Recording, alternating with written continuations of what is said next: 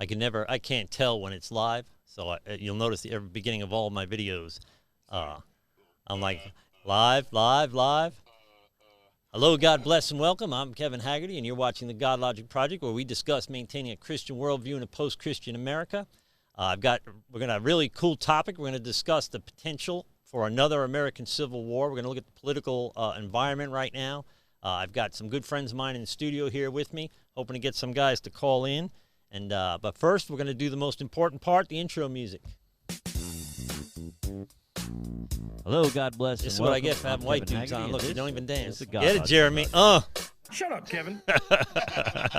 That's Mike Houston telling me to shut up. I'm Kevin Haggerty, and this is the Godlogic Project. If you like what you hear, guys, we need subscribers. Please subscribe. Ring the alert bell. We'll let you know every time new content is uploaded. In studio today. Well, why don't you guys introduce yourselves? Seth, what's your name? You want your microphone on? Yeah, that'll work. Please. Seth Roosevelt. Seth Roosevelt. Woo! Hold on. That's good. Yeah. The ladies screaming your name. Did you hear that? About right. time someone called me. All right, Jeremy, what's your name, bro? I'm Jeremy. The ladies love me. That happens every time we go somewhere. That happens, You know doesn't it? And then I'm like, "Hi, I'm Kevin Haggerty." Wah, wah, Yeah, wah. that ain't flattering, bro.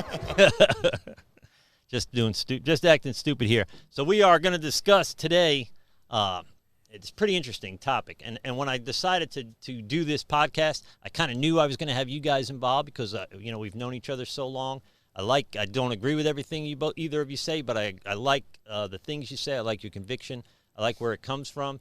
And right now we're in a kind of a position in this country where we got to have some tough conversations, and we're failing to do that because we'd rather call each other names than really have tough conversations. So today we're going to talk about the potential for another civil war in America. Is it possible? Is it even going to?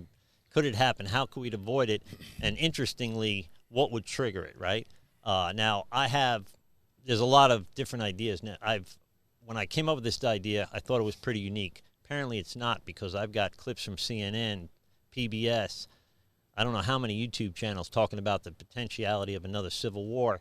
So it's something that I guess is fairly real, or real people are thinking about or talking about. So there's a lot of information on this, so there's a lot of directions this conversation shall go. I made some notes. We'll just pick off the notes, and we'll move along. Going to be laid back. None of us are rocket surgeons, right? We're all normal people, so this is kind of a regular guys. Few different points of view here.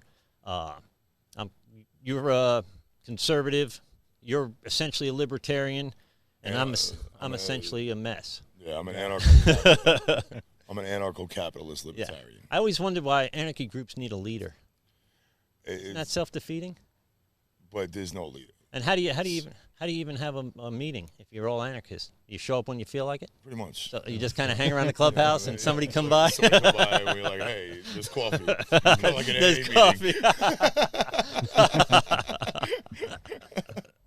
So who's in charge of the coffee? We don't do that here. We're anarchists. Oh, this is going to be funny. Well, if there is a civil war, Kevin, I hope this studio does not get bombed, because this thing is great. I really like what you put together here, man. It's awesome in here, isn't it? Yep. Oh, we'll be outside with the ARs talking about what's up. You want some? Yeah. If they come, hopefully they don't come here. Because here's my theory: I don't think the alt-right or the right wing is going to go after the left wing anytime soon. But I think they're already ready for them. So I think that they're just kind of sitting back, and if this thing goes south, I think most people on the right aren't too worried about it, right? For God bless the Second Amendment, if you ask me. Yeah. We all have in common, I think, the Second Amendment, right? Mm-hmm. We all at least agree with the right to keep and bear arms. If you can't defend your other rights, then you don't have any nothing. rights. Yeah. You have nothing. So that's the right, I think, that the rest of them are built around or Yeah. protected by. You know what I mean? Now, if there is a civil war where like the army comes, I think we're in big trouble. Now I've got quite an arsenal, so I'll last a little while. But I can't fight off a A-10 Warthog blowing up my building. But the thing is okay, think about, first of all, the Founding Fathers. They were predominantly the 3% that did stand up against the Redcoats. 3% of the population, that's it. Yeah. That's where the 3%ers today come from, the militia group that I also identify with to a degree. Again, there's ideologies that I agree with, but a lot of the politics and the actual, I'm sorry, but you can't hang a blue line flag above a "Don't tread on me." Who the hell do you think is going to do the shredding? Yeah. You know what I'm saying? Yeah. But at the time, the Founding Fathers stood up against the largest standing army the world had ever seen at that point. Yeah. Unthinkable what they tried to do. And they, basically, despite a few that were trained military men or that had seen combat before and this, that, and the third, the majority were farmers. Yeah, just they were regular hunters, guys. Farmers, trying to build a new life for them and their family. You know what I mean? And they defeated the largest standing army at the time. Yeah. This is what I always tell people. Like, we are so far past the ballot box in this country. A change is not going to come through a ballot box, through an election, through anything like that. Change is only going to come at the end of revolution and the end of a rifle. And I'm sorry to say that. And people are like, oh, and when I say that, people, how could you think you could stand up? Well, first of all, you have the Oath Keepers. And I know half the military guys that I know that all came back, all the vets that I know, realize now why they went over there for false pretenses and things like that, and have come to realize, and they're not going to stand up with that. No, they're not going to. You know what I mean? Well, one of the questions we're going to have is if I don't think it's going to blow up like that, but if it does, my guess is the military, the guys that make up our standing army, are mostly going to be sympathetic towards the rights of the people over the rights of the government. Yeah. I mean, I think by nature, people in the service, for the most part, overwhelmingly, are going to be. They may not invade Georgia, right? They made that oath to the Constitution. Yeah. They hold it true. Not, unfortunately, unlike our politicians. Yeah. You know what I mean? Like, well, we're going to get into that too, because I recently had a conversation with one of my left-wing buddies, and I've got friends, because my background, I've got friends on both sides of the table there, and he was legit concerned that Trump, if he loses the election or after his second term, will refuse to leave office. That strikes me as bizarre. That's a far-fetched right there. Yeah, that's going a little bit far, but they believe it. I mean, this guy is a smart guy, educated guy, generally reasonable, except I would say when it comes to politics. But he really thinks that's a legit concern. Well, but the left at the same time, when Obama was coming out of office, they were screaming for a third term. Yeah. It's the paradigm between the two. I call them Republicans and Cryptocrats. Yeah. It's Bloods and Crips. That's what it is nowadays. And the loyalty we see, that there's a video called "A House Divided." Mm-hmm. It's a Vice documentary. It's really good if you get a chance to see it. I'll put a link for it in the description when we finally put the video up. But it shows you kind of the loyalty, the passionate loyalty that Obama had is not unlike the passionate loyalty that Trump has. It's just the other side of the coin, right? Yeah. I think personally that the Obama era created the Trump era, right? So nobody would have thought of this in 2007. But after 8 years of kind of left-wing, what I found would be, kind of globalist policies, people were like, what about America? You're supposed to be our president, not the world's president. That's at least what I was thinking. And so when it came to somebody that was talking about America, putting America first, making America great again, I was kind of on board. I'm like, well, I mean, we need a president. If we had a football coach, I wouldn't want a football coach that wanted the game to end in a tie every week.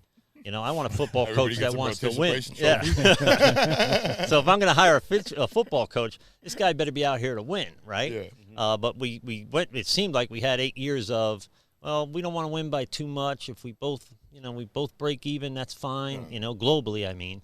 And I didn't realize at the time, until that time, that I was a nationalist. I mean, not a white supremacist, but I'm certainly a nationalist. I think our government should put America first. It makes sense to me. Yeah. But I don't consider that nationalism. I mean, our foreign policy is absolutely overblown, out of control. Yeah. How are we the only country that has military bases everywhere? Yeah, we're the world's policemen. You know what I mean? Like, Yeah. why are we involved in everybody's? Not because why? Because we have stake there. We have, we fight continuous wars. Yeah. We're always at war. Certainly, Whether the news talks about it or not, we're somewhere doing something to somebody, overthrowing one dictator to implement our own, to take over their resources and have stake in. But that's fairly new. I think that's fairly new from 9/11. I think it's fairly new from the first Gulf War when Saddam invaded Kuwait. But why? Here's a good question. If not oil, if not money, why would we defend Kuwait militarily? And I liked what the first George Bush did was he stopped. He drove them out of Kuwait and then he stopped. Then, of course, 9/11 happened. I voted for Gore, but after 9/11, I was like, thank God Bush is president, But he is then after Afghanistan, and I could see the logic behind Afghanistan, but once Afghanistan is over, how did Iraq get to the top of the list over Syria back then, North Korea, Iran? We had other people that hated us that could hurt us, and certainly it wasn't Iraq. But how did we end up? How did it become a good idea, besides the weapons of mass destruction, which I think they had chemical weapons and got rid of them, but how could that possibly, how did they make it to the top of the list? I wasn't a big fan of the idea of invading Iraq again. Do you know why? Because at the time, Saddam, who was breaking away from the central banking system, which being the Rothschilds and Rockefellers, he was going back to a gold standard. That's why we went over there, and because we are the foot soldiers. America is the foot soldiers for the the richest six families or whatever. Yeah. Is that Illuminati stuff? I'm not familiar. No, it's central banking systems. Okay, yeah. The Federal Reserve? Yes. Yeah. Which is bizarre if you really look into it. Got nothing to do with our government. You know what I mean? It's not federal anything. You know what I mean? Well, but I understand what Saddam was doing was he was grandstanding like he still had weapons, wasn't letting the inspectors in. And, of course, that was to try to balance with next-door neighbor Iran. Yeah, he was trying to keep Iran out of his house, I guess. Mm-hmm. If they knew he didn't have those weapons, they would have crushed him. They would have invaded him. So that's logical. I can see scare tactics. It's smart. You're going to bluff, Yep. But, unfortunately, there's an even bigger guy on the block that's calling your bluff. Now you've got to answer for that. So I could see the logic in that. I think that but we destabilized a very dangerous part of the world, and we didn't just stop there. We made it worse. So then we start. Remember the Arab Spring on the news, and everybody was talking about how democracy is going to blossom and flourish in the Middle East. And I was a plumber. Mm-hmm. I'm not a politician or a political scientist, but I'm thinking to myself, that's probably not going to happen. I mean, why would it happen now? But we were taking out leaders of Egypt and Lebanon and or Libya rather, and we thought that a democratic, a representative republic was going to blossom in these really countries that are still living in a lot of ways in the 7th century. Mm-hmm. We're in implementing ourselves in centuries long wars. Yeah. You know what I mean? And again, like we were talking about earlier, like there's no way to do those things without it's never ending. You were never going to be able to get out of there. You know what I mean? It's just, and we're only there for 3 reasons, and we're there because they want to say that we're there for God. We're there for country. No, we're there for God, yes. Gold, oil, and dope. You know what I'm saying? Like oil for sure. Yeah. Bush family owns half of Pfizer. They also own oil companies together with the Bin Laden family. Look it up. You think I'm bullshitting? It's all true. You know what I mean? So they went over there and took the gold because, like I said, Saddam was looking to go back to a gold standard, and make his own economy. And then we went over there and seized in Afghanistan and Iraq the opium fields. And it's real funny how right after 9/11, the price of heroin went down and the purity went up. And we've had an opiate epidemic in this country for the last 20 years. Yeah. Real coincidental. I'm just saying. You know what I mean? You know, and well, from what I see, what we did over there is that not only did we go over there and essentially blow a lot of shit up, but we also rebuilt. We spent an ungodly amount of money, and we could just take their oil. We could have just came in and just took everything, but we didn't. It's a good question why we don't, by the way, but go on. Yeah. Well, I mean, that's what I'm trying to kind of point out here is if that was all about dollars, then why aren't we taking the oil? Well, are we investing then? Yeah. Well, yeah. So if we're investing tax dollars in human lives, American human lives, so the richest 6 families or whatever it is make more money, which is possible. I mean, I'll tell you the truth about conspiracy theories. My thing is everybody's a conspiracy theorist. We just pick different conspiracies. Yeah. But ultimately, we don't know as much as we think we know about anything. So the that's a blow-off word for it, conspiracy theory, because automatically it puts you in this, like... It devalues it, yeah. It's like, oh, whatever. But, I mean, I know just in my lifetime, the things that I've researched and have seen that I discussed and people thought and looked at me like I was a nut job, and then have turned around and have come out and been revealed to be exactly what I was saying.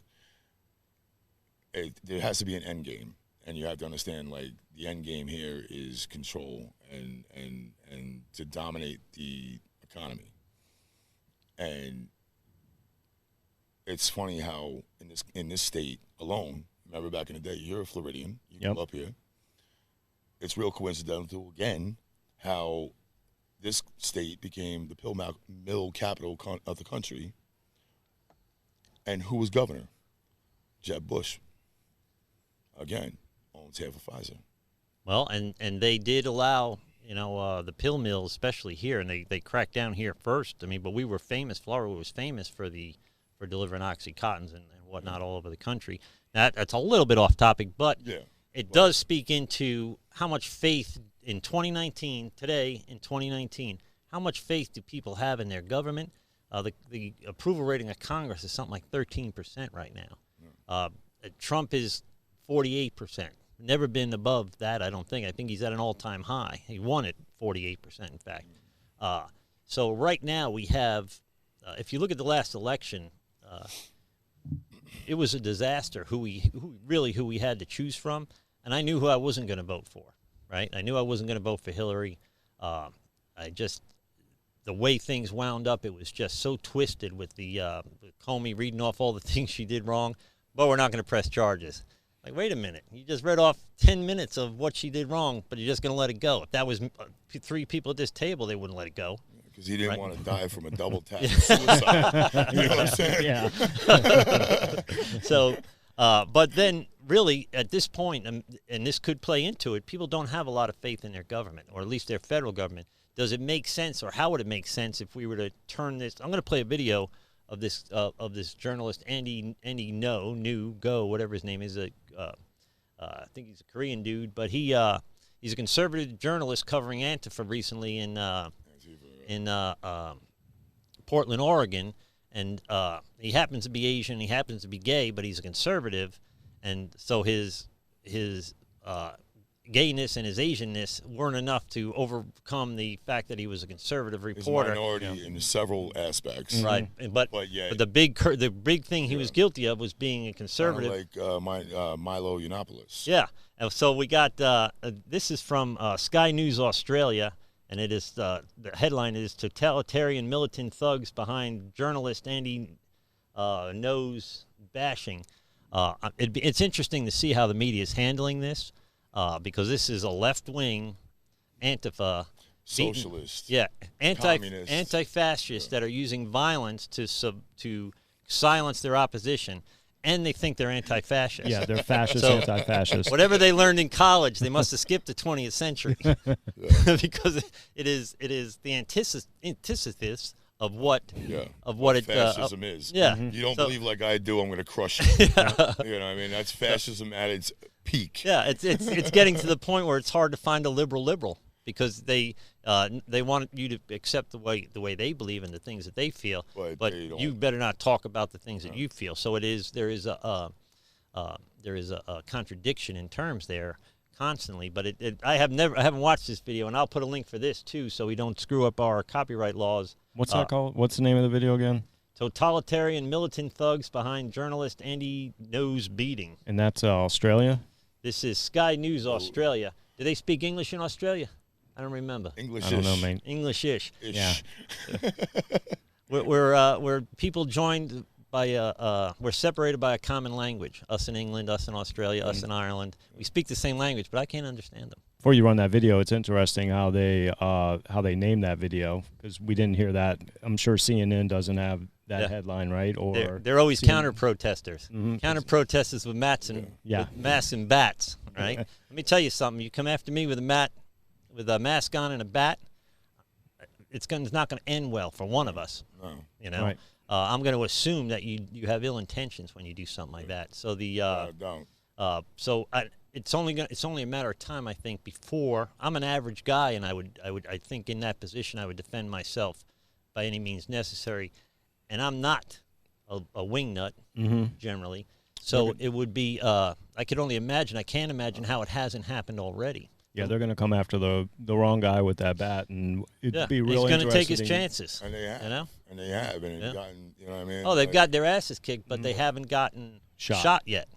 And that is because look at the places that they are doing these protests in. Portland. They're not doing them in red states. yeah, and They're doing them in Not in Democratic Texas or states. Florida. where there's that's not mad happening in gun Texas and control. Florida. Yeah, where there's mad gun control and these guys can't have concealed weapons. You know what I'm saying? They won't pop off down here. Well, I have yet to meet an Antifa member in Florida. well, the strange thing is, the police chief is also the mayor of Portland, Oregon, apparently, and told the cops to stand down because the PBA put out a public letter, made a public statement about not being able to defend the citizens of Portland, Oregon. Again, you don't see that on mainstream media. No. So they are, in a sense, trying to mislead us into seeing things a certain way. I think that's why you have situations like the internet, conservative voices on the internet blowing up, because it's the only place you're going to get that. Even Fox News, to me, not fair and balanced unless you hold them up against CNN. They're more fair and balanced, but they talk about things but they still have a right wing. You're not getting a clear picture either way. There's no reporting today is not the facts. It's my feelings. Yeah. Everything today is my feelings. It's not the facts. And when you hit people with facts, they're like, man. Yeah. It don't matter if it's the left You're or a right. homophobe. Yeah. Well, it doesn't matter if it's left or right. Yeah. Everybody, You don't like it, leave it. You hate America, or you're a Yeah, communist, you know or what I mean? whatever. Most of the people, I think, they talk a lot, but when you really consider what a situation like another civil war would be like, it'd be horrible. But see, the thing is and it would have global, it would have international consequences too if it was big enough. economically. Yeah. As far as other countries' sustainabilities. Yeah. Their physical well-being. Our what I'm vulnerability if we're fighting on a civil war, on a real civil war. But then again, I mean, during World War II, what did the Japanese general say? You'll never invade America. Yeah. Because behind every blade of grass will be a rifle. And he was not talking about the military. Yeah. He was talking about the armed American population. Yeah, he was famous for saying, I You know think what we I mean? just woke a sleeping giant. Yeah. You know? We 'Cause have- nobody knew let's see. at the time how bad it was going to be to go to war with America prior to World War II. I mean, And you can't ever step foot on this soil. You No. can't. And like you may do these little planned little bullshit attacks and whatever, whether some of them are red flags, whether some of them are legit, that's another podcast. Yeah. But you know what I'm saying? That's a whole nother podcast. But I mean, you can't come here as a, you know what I mean? You're not you going can't be like, Red Dawn type shit. Yeah.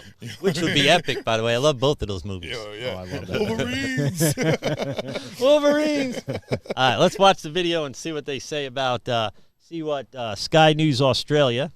And I'll put a link to this in the description below, so we're not trying to steal their copyright here. We're just going to show their brief clip about what happened to Mr. No or Go or whatever his name is. James, tell us what Andy No has been up to, our outsider. I could understand him, first of really all. Disturbing news, Rowan and Rita, about Andy No, who is, just to remind everybody, an editor at Quillette.com, that fantastic journal, a contributor to the Wall Street Journal, and he has been documenting in Portland, Oregon, the antics of these violent Antifa thugs, these left-wing progressive thugs who go around with black masks and threaten people and beat people up. And overnight our time, he was beaten up himself at one of these protests. We're throwing Hold on a second. I can tell you something strange already. Look, this guy's got a pilgrim. Yeah, I saw that. Is that a pilgrim? Or is that, What is he's got a this? Run DMC hat on, or whatever it is. But I think that's Trump down there, isn't it? Where's the rope chain? And that's Lincoln, yeah. I think that's a kangaroo hat. Right. I think Is this that's the a rope chain? He's got some Adidas on. sweatsuit. No laces. He's going to be spinning on cardboard. Yeah. beaten up. See, we're all old. We just dated ourselves. We're throwing some footage right now. We can't actually air the audio because it is so full of obscenities and cursing at this guy. He got punched, kicked. They're covering him in vegan milkshake. They stole his camera equipment. Yeah. Oh, vegan,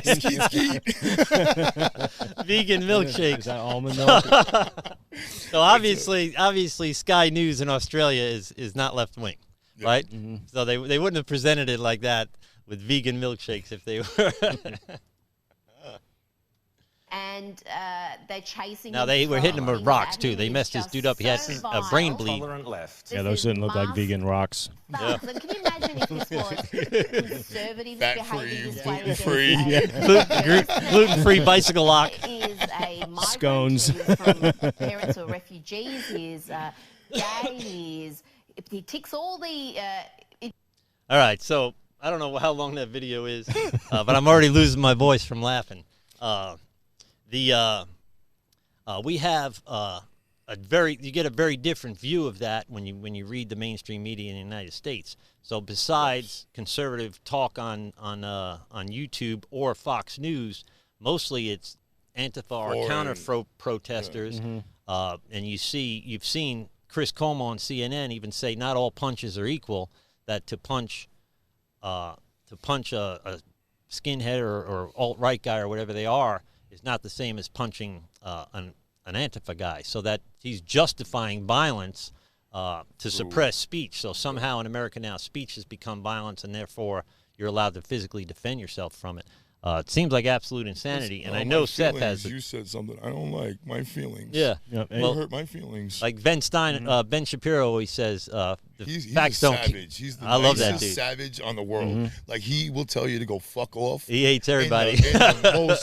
In the most Articulate. nicest, but he's basically just telling you to go fuck off. But he says facts don't care about your feelings. Yeah, I mean, that's what it you know comes what I down mean? to. It I really know is. Seth has Sorry, definite opinions on this because we've talked about it. What do you think? Well, I think that what we're seeing here is probably close to what the brown shirts Mussolini. And just like he was mentioning, is this what we're seeing with Antifa is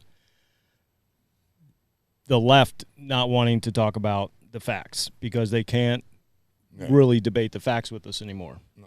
And this is how they're going to suppress free speech. This is their idea. This has been going on, and Milo was the first one, I think, in Berkeley where the Antifa kind of Lit came the place out. on fire. Yep. Oh yeah. Stopped him from entering the building. And that is, and Milo is he purposely upsets people, so he'll say whatever it takes to upset people. But he's a gay Jew dating a black man. dude, married to a black dude, I think. But yet he's a conservative Trump supporter. You know what I'm saying? And he's every angle of what he's the epitome of provocateur. So he'll say whatever it takes to get attention. Yeah. But I got to tell you, when he's on, I watch it. I listen. But he also says a lot of. He's not unintelligent. He is a smart dude. Yeah. He gets you interested by talking all that craziness. to get you like, oh, who's this guy? And then you watch, and then he spits knowledge at the same time. So as a pastor, I would almost call him the anti-Kevin, because he's like the exact opposite of me. But I like the guy, and I like the things he says. I like taking with a grain of salt that he's doing some of the things he says to upset you. But he's a smart dude, and he's saying things that need to be said. And the position we've gotten to in this country is that we've got to be very careful what we say to each other. Because we what are you throwing dice? Yeah.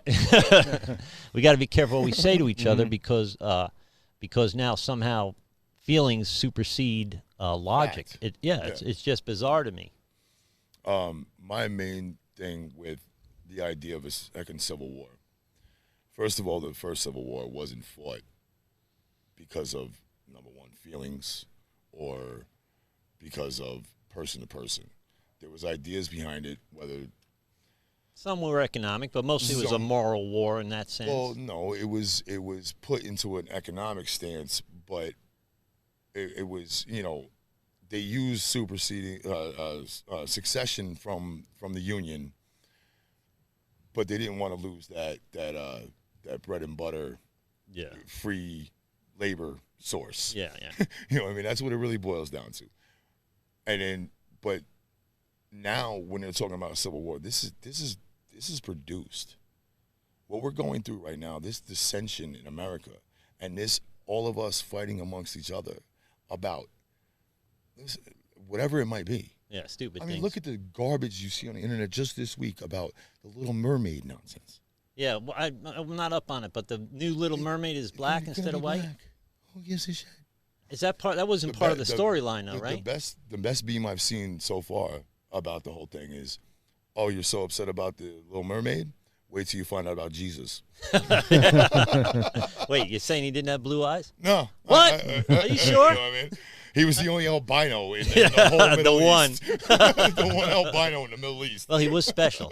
I can give him that. Okay, yeah, you know what I mean? But that is, we seem like we can't. I think in a lot of ways the left is a ideology of activism. They need to activate against something. I can remember, by the way, in the 80s when there wasn't a lot going on, and I was deep in my addiction and partying and doing my thing. I mean, in a strange way, I wanted the Nicaraguan war to explode so we can have some kind of meaning, because it hadn't really happened for people since the 60s. Contra scandal, all that? Yeah, remember Reagan was selling coke to get money to send to Nicaragua for the freedom fighters and all that? Yeah. That was the 80s. And I was a teenager hanging out in the woods drinking a keg and smoking weed and bad-mouthing my country, and I was an anarchist and hated everybody, and I was cool. But see...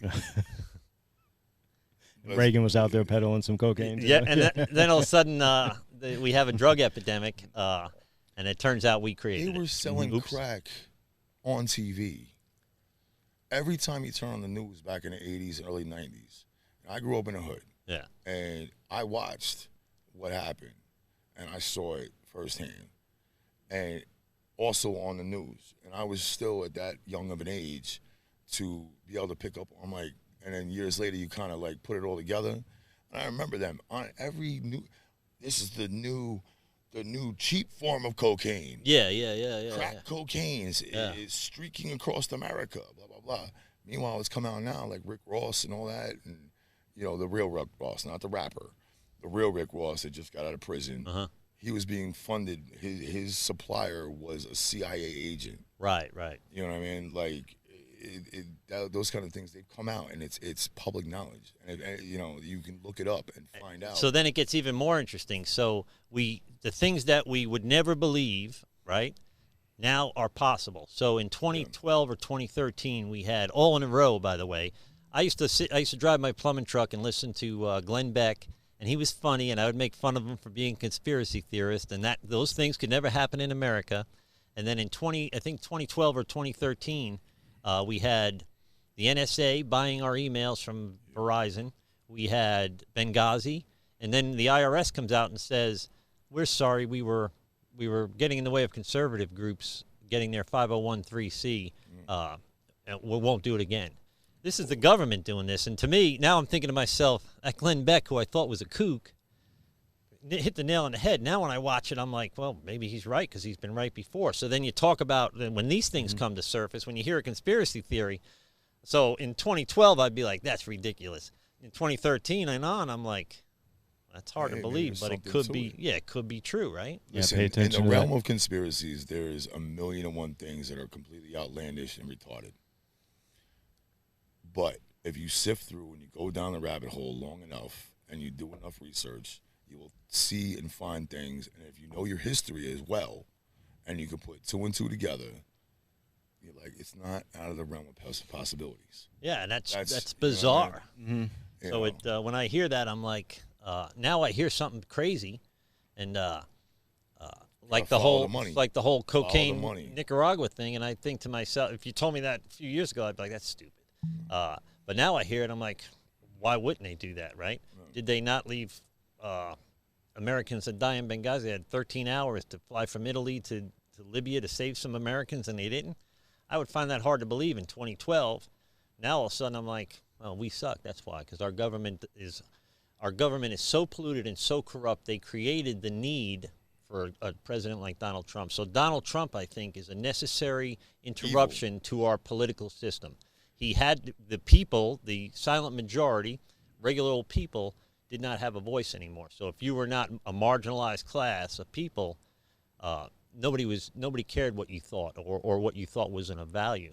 And that's, I think, the power behind Trump, that they're gonna, by the way, underestimate that again in 2020. Oh, they already are. Have you seen the platforms that What do they got? I watched the What, debates. they have 25 people trying to run up against them? You know what I mean? Well, now it's dropped down to They're pulling 19. everybody. Okay, they're pulling everybody in. They're like, Well, they were talking about the importance of having free, healthcare for illegals. and free abortions for everybody. And so one guy says, I'm not just an abortion rights, I'm an abortion justice guy or something like that, reproductive justice guy. And then he spits off. So they're trying to outwoke each other, and he spits off. And let's not forget the transgender community, and they'll have access to abortion. And I'm a plumber. I'm not a biologist, but I'm thinking. I know plumbing. Yeah. I'm pretty good at plumbing. And I know if you're a man that transitioned to a woman, you're not going to need an You're abortion. not having that plumbing. And if you're a woman that transitioned to a man, abortion's not going to be an issue. No, but then you do have females that transition to a male that are still getting pregnant, that haven't, they're upstairs or whatever is one thing, but downstairs is still the same. Yeah. whole- So they haven't transitioned, and they're still. Completely. Well, to me, by the way, they're still a woman, regardless of what they I do. mean, But if they haven't had a hysterectomy and had converted down to outdoor plumbing, they're still a but even woman. still, your DNA Yeah. is your DNA. Yeah. It's not going to change. So the Yeah. the can talk idea about that all day. Well, that's hate speech. yeah, you're going to get me shut down on YouTube, bro. What's the matter with you? Mm-hmm. You know It's a- Obama could be listening right now? It's a scientific fact. Oh, they're listening. As soon as you put Jeremy Decker on the thing, they're like, oh, okay. That may be the only one listening to this lame podcast. But Hopefully, we're entertaining them. right? FBI Johnson, how you doing? FBI Agent Johnson, I know you're out there. I have no warrants, by the way, that I'm aware of.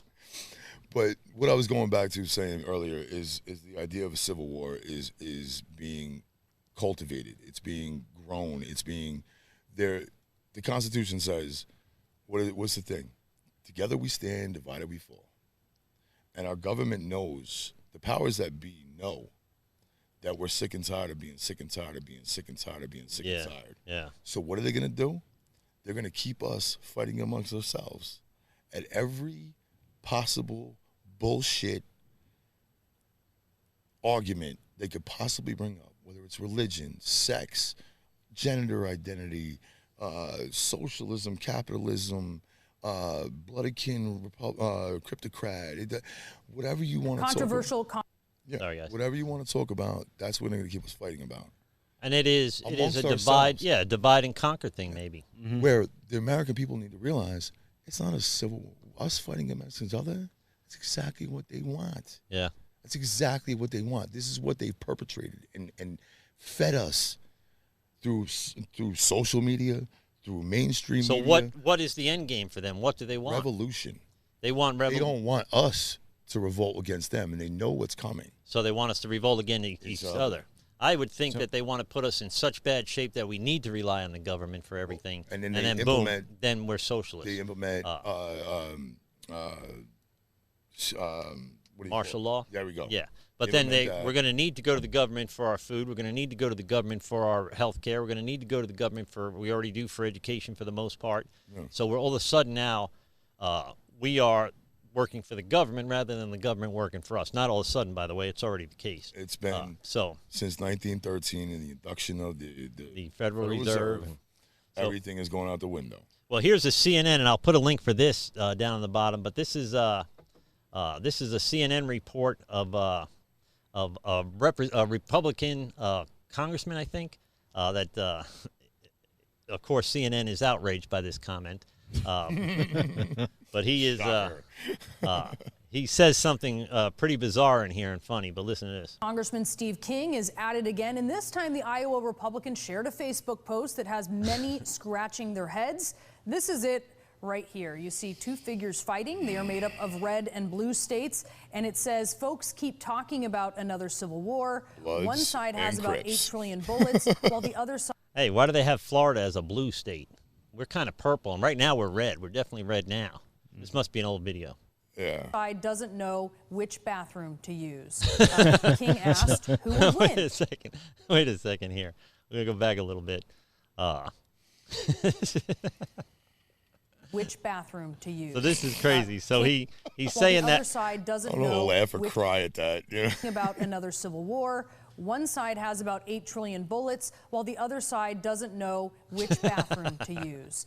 Well, is that what it is? So are we, I think to some extent, people on the right are just sitting back and waiting. If something pops off, they're not going to be in that bad a shape. And that's not just the guys in Utah that, are off the grid and all that stuff. No. I think average people are not super concerned about it because one side really has all the guns, right? Which may be why there's such a heavy push to take away your Second Amendment rights in the first place. Yeah. I mean, and they also look at it as, the white male, blah, blah, blah. That's what it is. It's all Obama that said nonsense. clinging to your guns and your Bible. It's type all of that stuff, nonsense. You know what I mean? But that's the thing is, like, again, it's going into, they're stirring the pot. And there's entire warehouses of just people at computer desks starting internet fights, trolls. Yeah. Employed by the government. Or Russia. Foreign governments are doing it. Yeah, that's who. Them Russians. Well, look at Kevin. Look up on YouTube. Look up KGB defector. Okay. Okay. So go ahead and make your point. This guy, the video I'm telling you to look up. This was in the early '80s, and during the Cold War, during the '50s and such, the communist countries said that, especially Russia, said that we will defeat America without ever shedding a drop of blood. We'll defeat them from the inside out. And this guy goes into it about how they've been infecting our educational systems. Oh, yeah. They've been educating our political system for decades. And it's saying how, like, all these socialist ideas, like, they're just crumbling us from the inside. And it is. They don't have to come over here with a rifle, nothing. They ain't got to do dick. In a sense, it's almost a matter of time. And that's why I wonder, and maybe somebody knows the answer to this, why in the world, if Russia helped Trump, why would Russia want Trump to be president when Hillary would be more likely to play ball than Trump? Does that make sense? So remember with the hot mic where Obama said, tell Vlad I'll have a lot more flexibility after the election. Yep. I would think that a professional politician, a status quo politician, I would stick with the evil I know if I was the leader of Russia, than to get this wild card crazy guy from a reality TV show that who knows what the heck he'll do half the time or say. But you both know that Trump has been a long-standing Democrat his entire life. Yeah, he just kind of recently and became. You ever seen? No, he didn't. Oprah interviewed him in the late 80s, early 90s, and asked him if he would ever think about running for president. And he specifically said, he was like, no, especially not right now. He's like, maybe someday. He's like, but if I ever did, I would run as a Republican because they're stupid. Well, that's exactly what he said on national TV. Well, he's definitely the policies and the things that he's gotten done have definitely been very conservative. I'm amazed. I'm amazed at. I'll tell you the truth. I wasn't. You and I have had this conversation for 2 years now, or 2.5 years. I wasn't a big Trump fan. I voted for him, but I really didn't have much choice anymore. I didn't think he would be the candidate, right? I kind of knew you could see Hillary was already pre-selected. It didn't matter who ran against her.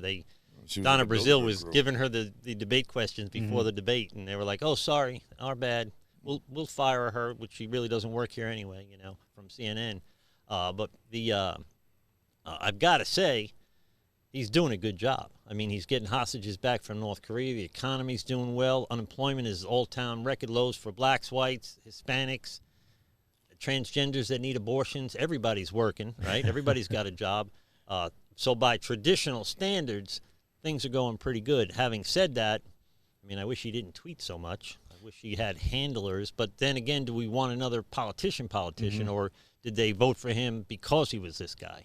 You ever think that we would see, even a couple years ago, much less 10, 15 years ago, the ones to try and stabilize the relations between North Korea with Dennis Rodman and Donald Trump? Yeah. I mean, that would have been like some whacked out movie somewhere. Yeah. So it would be like The Interview or something. Whoever I forget the name of the guys that make those funny movies. But Seth Rogen. John Franco, I think. Who are the brothers that make the funny movies? That make the bizarre movies? Conan, the Cohen brothers. Yeah.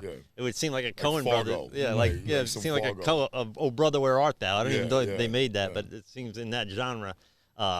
So what are we looking at? We're looking at a guy that this is from the Associated Press archives, and I'll put a link to this below. This is an interview with an ex-KGB officer on CIA defector who died. Is that what we're looking for? Yes, sir. No, look at the one down of him actually in an interview, not this one. This one here? Yeah. Is it going to get to the point? It's 27 minutes long. Actually, no, one more down. There we go. All right, let's do this one. This is short. Yeah.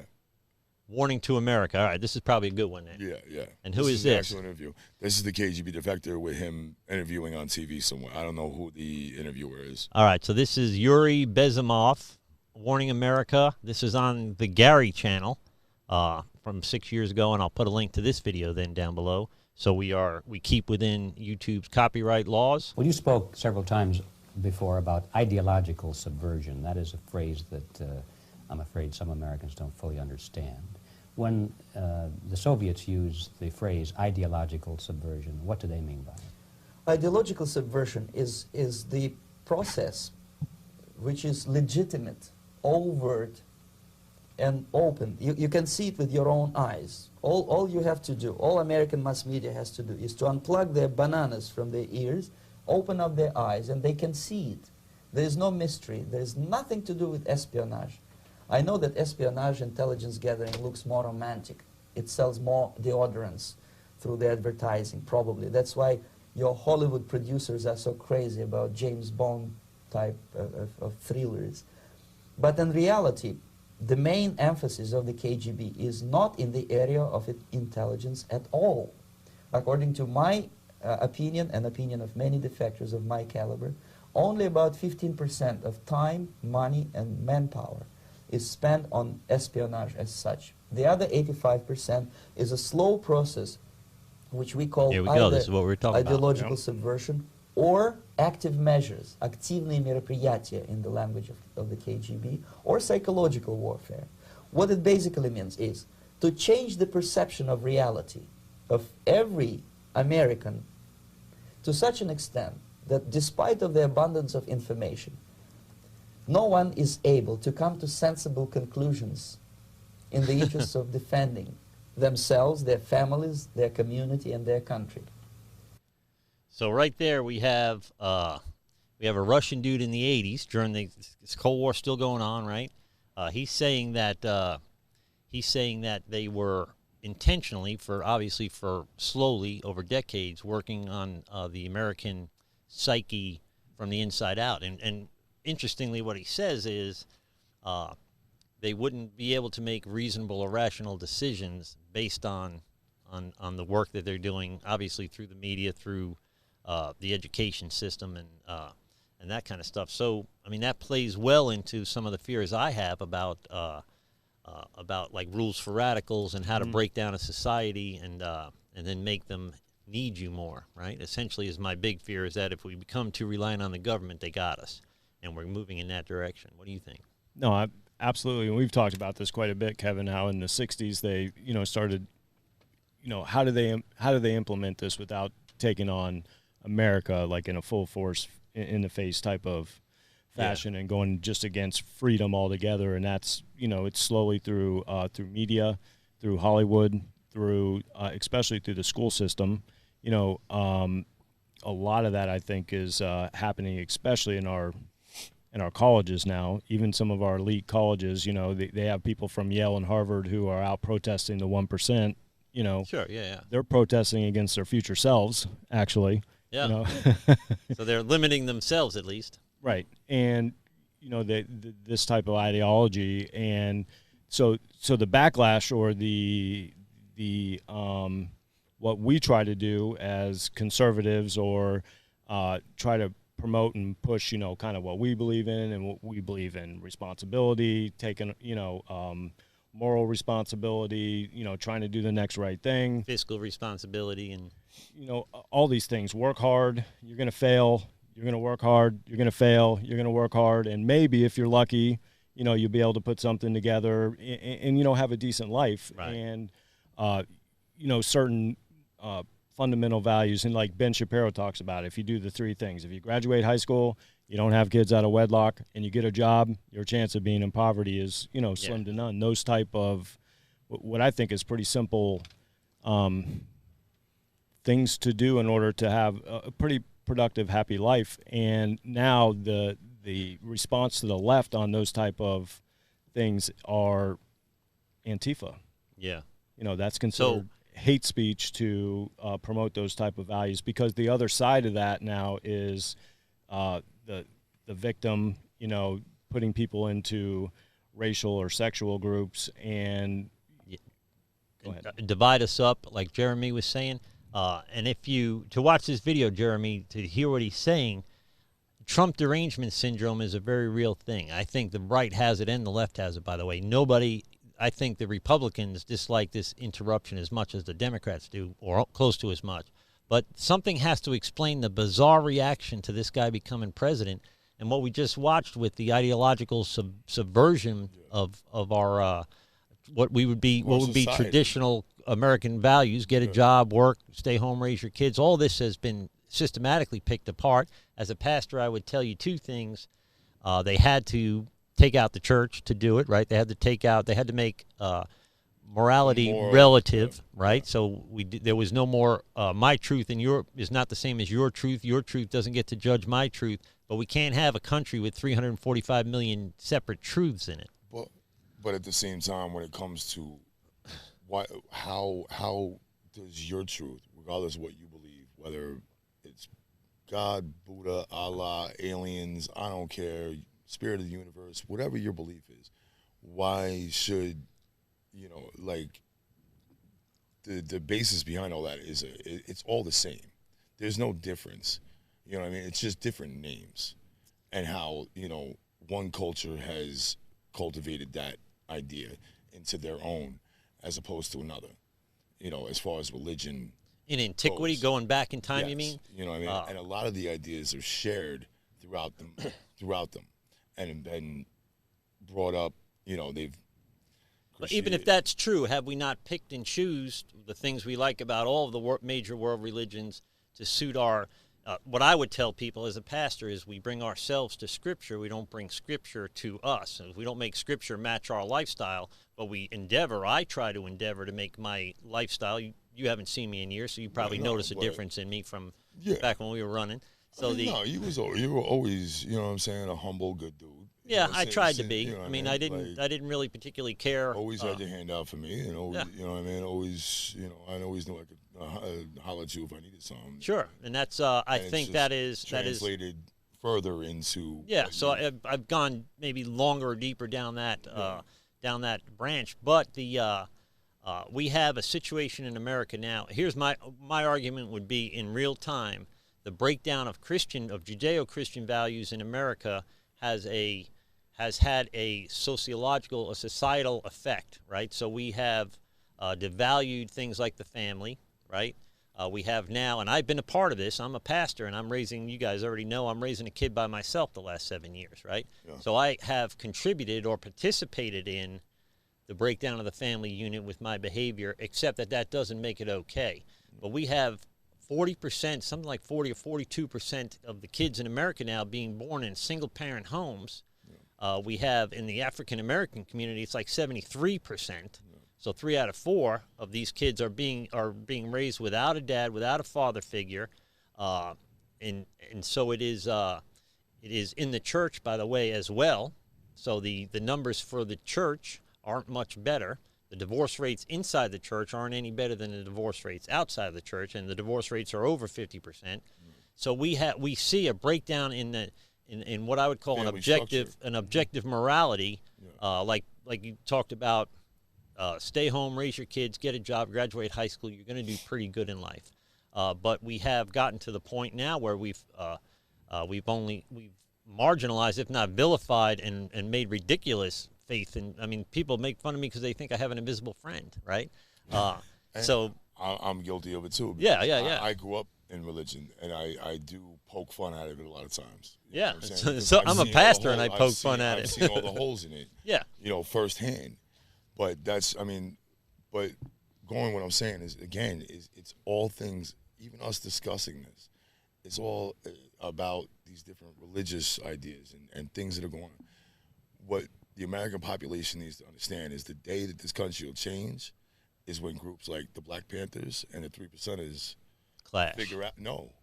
figure out we're fighting the same tyranny. Yeah, it's the same, yeah. Instead of warring amongst ourselves, and we turn around, this is why the whole idea of civil war doesn't make a whole lot of sense. I could see a bunch of civil skirmishes, and I talked about, I don't know if I talked to you guys about about if the states took over. It seems to me the states can take over a lot of the federal government's responsibilities outside of the environment.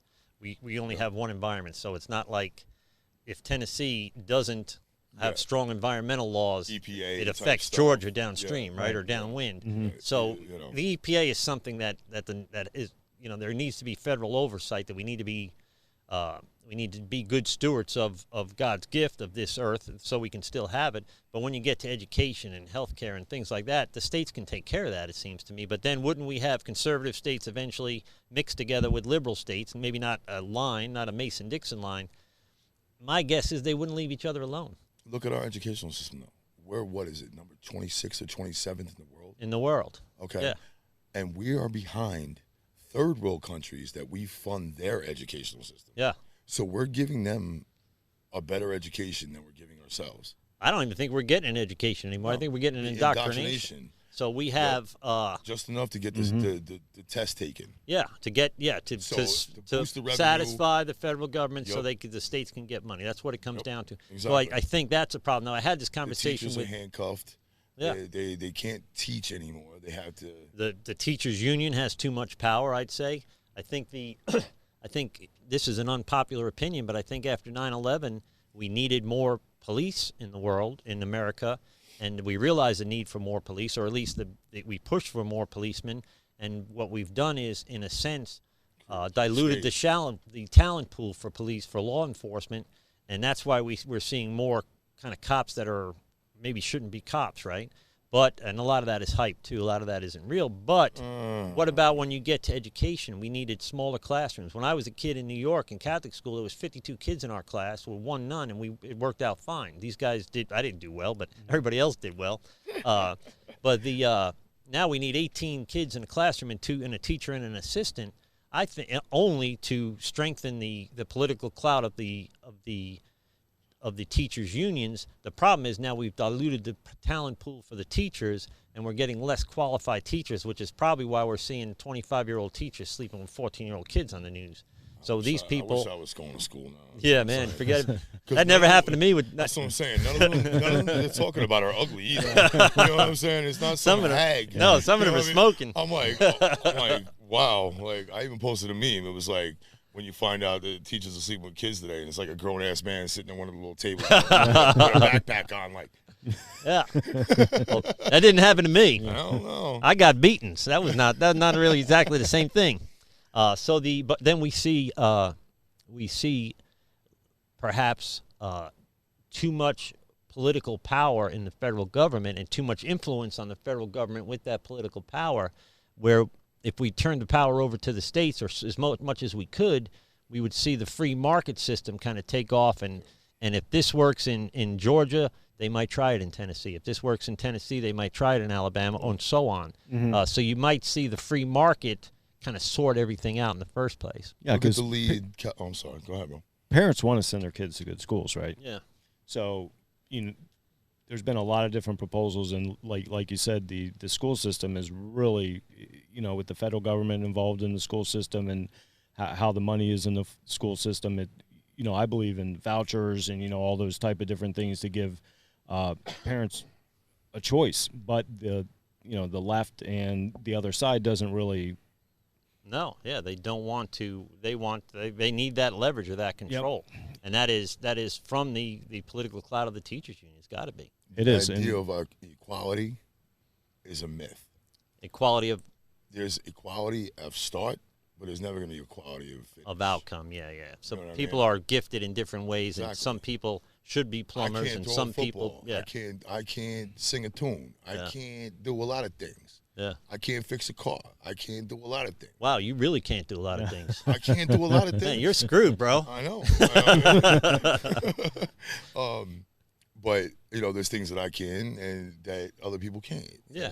And we all have our niches and our things in life. And the idea of equality and making everything fair for everybody is fantasy. Now we should have we should have equality of opportunity, like they talk about, but you're never going to see. Jordan Peterson talks a lot about the equality of outcome is ridiculous. Yeah. So, but they work on the premise that men and women are not different, which is bizarre to me. Now, in the Olympics this year, by the way, they're going to have transgender men competing with the women, and they're going to be competing in jiu-jitsu, in boxing. Dominating. Yeah. So what you'll have is essentially a man beating a woman for entertainment on TV, and what would have been illegal a year ago is now the guy's going to make a living, or the girl's going to make a living at it. Huge conundrum for feminists, you would think. Yeah, I mean, where does that leave the feminist movement? But that's the thing is with the leftists, it's so much, and this is like this. I'm not one to. I don't want to just sit around and bash the left and the left, because I see a lot of strangeness and on the right as well. Yeah. Okay, and the fact that people are still stuck on this left-right paradigm and they can't wake up and see how we're all being bent over with no lube. See, you sound like a libertarian now, bro. Oh, you are a true libertarian. That's why I had you on the show. Yeah, what is it going to take? What is it going to take? But the left, at the same time, there's no talking. There's no, for the majority. I've met some, few and far in between. I can have a conversation with a conservative. Yeah, it's hard to have, yeah. I mean, just even down to last night, a girl that I was hanging out with who is a leftist. And I'm listening to things she says, and I'm just like, oh, sweetheart, it's okay. You know what I mean? It's okay. We'll hang out a little bit longer, and I'll school you. I'll get you there. Don't worry. Well, sometimes some of these views and some of these ideas and ideologies. There's no consistencies. Once you start bringing up some critical thinking and you start breaking down exactly, for example, let's just have wide open borders because we feel bad for people that come from poor countries and we want to give them a great opportunity here in America, which – we do have immigration. That's one of the best things about America. You can go through the process. You can come here, and you can. People come from all over the world here because you can start from nothing, and bring $5 in your pocket. Yep. You know what I mean? Yep, and you can do something. Kevin, what did your family do? Immigrants. Yeah. What did my family do? Immigrants. They did what they. My mother worked in a thread factory when she came to this country, and then we used to tease her that she couldn't even qualify to get in the sweatshop. She had to make the thread for the sweatshop. Yeah. Like, how bad does it have to be that you don't even get in the sweatshop? You get in the thread factory. What's ridiculous in this country that we find now is that the immigrants are the ones doing better off than the actual American born and raised. Well, for a reason. I think they Because have a better work ethic. Yeah. Exactly. And the reality of They're it is, willing to put the grind in that we're not. when I walked on a construction site and there was a bunch of Mexicans there, I knew I was going to have a good day because things were done well. They were done quickly. They were done when when I asked them to do it. But I mean, you ask the average white dude on a construction site, are you going to dig? You know, you're going to finish digging that hole, and you think I'm asking them to move mountains? You're here to dig. Pick up the shovel and dig. You know, but there's I got a blister. yeah. I mean. Most of the time, they're too drunk or too high to dig a hole, you know. But they're, they're on the job, and you got to do what you got to do. I ended up doing that stuff. How did I end up disabled? Probably doing that stuff myself. When I used to joke around, there aren't too many master plumbers crawling through attics, but I was, you know. So my master plumbers used to pull up in their Mercedes and roll down the window and throw me a water bottle and then take off to the country club, you know. Yeah. And here I am digging my own holes, and I should be having someone else do it, but we're going to do now, guys, we're going to do a live call-in, which is my camera, way over there. I believe so. I don't know. I set it up differently every time. Okay. I just put on the screen a live call-in number. You guys will be able to call in. It's a little awkward when you call in. I'm going to answer the phone, but I may not be talking to you right away. You're going to be on mute. Just hang tight. If I answer, you're there. Stand by. As soon as we get a break in the conversation, I'll bring you on board. So we got the live call-in number on the screen now. That is 727-600-5837. Feel free to call in, be part of the conversation. Regardless of how you feel or what you think, you're welcome to have a seat at this table and be part of the conversation. The other thing I would do again now is to ask you guys, if you would, subscribe, ring the alert bell. I need to get to 1,000 subscribers for a lot of different reasons. It's monetary. You can get ads when you're at 1,000 subscribers. I don't expect to make much money at this, but you get to also live stream. I used to be able to live stream my remotes on YouTube. Now they stop that until you get to 1,000 subscribers, so I can't do it anymore. So I'm all rigged up to go and cover live stuff like we talked about before the show started. Yeah. But I can't do it till I get to 1,000, which hurts. So I need to get to 1,000 subscribers. That would be a big help to the Godlogic Project. And if there's anything that I can do to help you guys, by the way, off the topic, godlogicproject@gmail.com. If you're struggling with addiction, if there's anything on your plate that you need help with, I'm plugged into that recovery community. I have a good network of folks that can help. If there's any, if you're struggling with anything, email me at godlogicproject@gmail.com. If I can't help, I'll find somebody who can, or I'll tell you I don't have somebody. But in any case, you don't have to be out there suffering alone. If you're watching this and you need help, email me. We'll see if we can't get you guys some help there. So that is really become one of the bigger points of the Godlogic Project. I've become a hub for recovery programs. It wasn't my intention, but it's my story, right? It's my background, so I'm going to be part of it. So feel free to call in. I've got the phone hooked up. The phone line is open. It's awkward because I'm the technician and I'm also the host. So I've got an intern coming in, which is going to be awesome. I'm going to teach a kid how to do all this, so I don't have to do it, and I can be more part of the conversation. Because you see, sometimes I'm a little bit behind because I'm not paying attention. Anyway, phone lines are open. Back to the guys. The next question I would have for you guys is: it's a one-man show, folks. So if we look at people's confidence in the government, and what role that would play. If you look at how do you feel about the FBI after the last few years? How do you feel about the Department of Justice after the last few years? Do you think there is justice anymore in America, or is it just do you have ideological collateral now? So if you believe a certain thing, you have certain protections, and if you don't, you don't. And how would that feed into perpetuating the divide in this country, right? I mean, and I think, by the way, that is a problem on both sides of the aisle. I think that, like I said, I don't think a lot of Democrats were thrilled with the Trump thing, right? There was a bunch of never-Trumpers in the Republican Party that were just,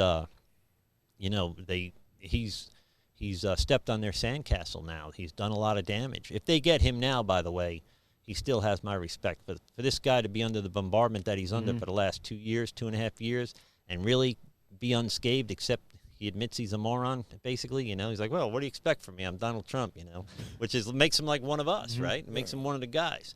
Yeah. But I look at the legal process and I look at the political process, and it's a dead dog to me. It's a joke. So I don't think that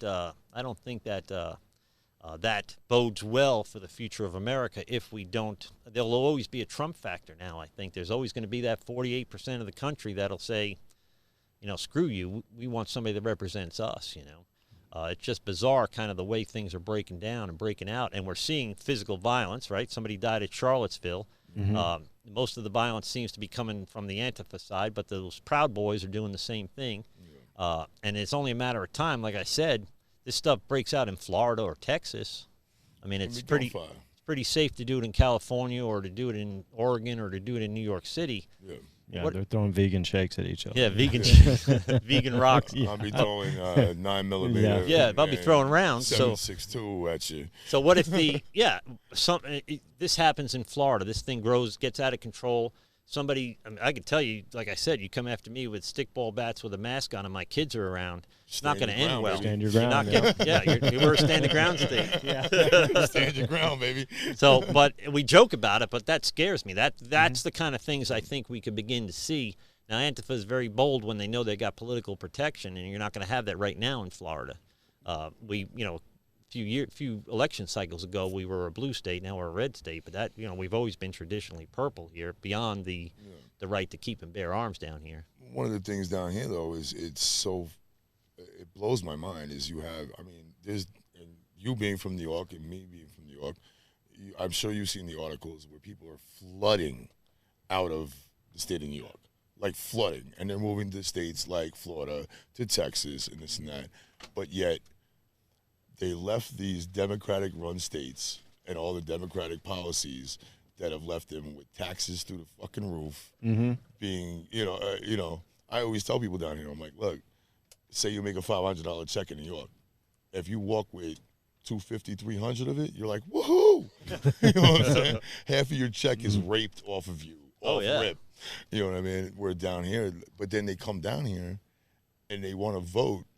The way that got him in that mess in the first place. We were a skins away, a nose skin away from having a socialist governor. Yeah. The last election. Oh, yeah. You know what I'm saying? It is, and you see that internationally, too. They come here from the Middle East particularly, and they want to live under kind of Sharia guidelines. Yeah. Well, that's the reason you left that country in the first place. If your argument is, if you're being truthful about that, you left there to get away from genital mutilation and throwing homosexuals off roofs and everything else. I think they come here for the financial opportunity, and the ideology just follows them. I wonder if here's a conspiracy theory for you. What if the ideology? What if the goal is to be subversive here? In other words, like the Russians, right? Why then not assimilate why do you set up enclaves instead of assimilate and take advantage of the opportunity? I mean, if you're not going to kind of Americanize, for lack of a better term, you're going to struggle even more here than not, right? And that shouldn't make America xenophobic or Islamophobic or any kind of phobic, because immigrants have always assimilated, and that's the melting pot. Well, this pot ain't melting anymore. No. We got a bunch of dry chunks in there. Look at Europe. Yeah, look what's gone on. Yeah, exactly. They've taken over whole sections of cities. We have the benefit now of seeing how this is falling apart in Europe, and that it could happen here. Now, America is different and unique, and some of the things that I worry about, I don't think can happen here, except how strange has it been in the last 10 years here? Well, they have. There's on record of multiple throughout the country Islamic extremist training camps. They found a couple in Texas and New Mexico. They found a couple. In fact, that same guy started another one. There's some in upstate New York that they can't even go into. You know what I mean? That's telling you something. I mean, but at the same time, it's like, yo, we went over there, we bred terrorism.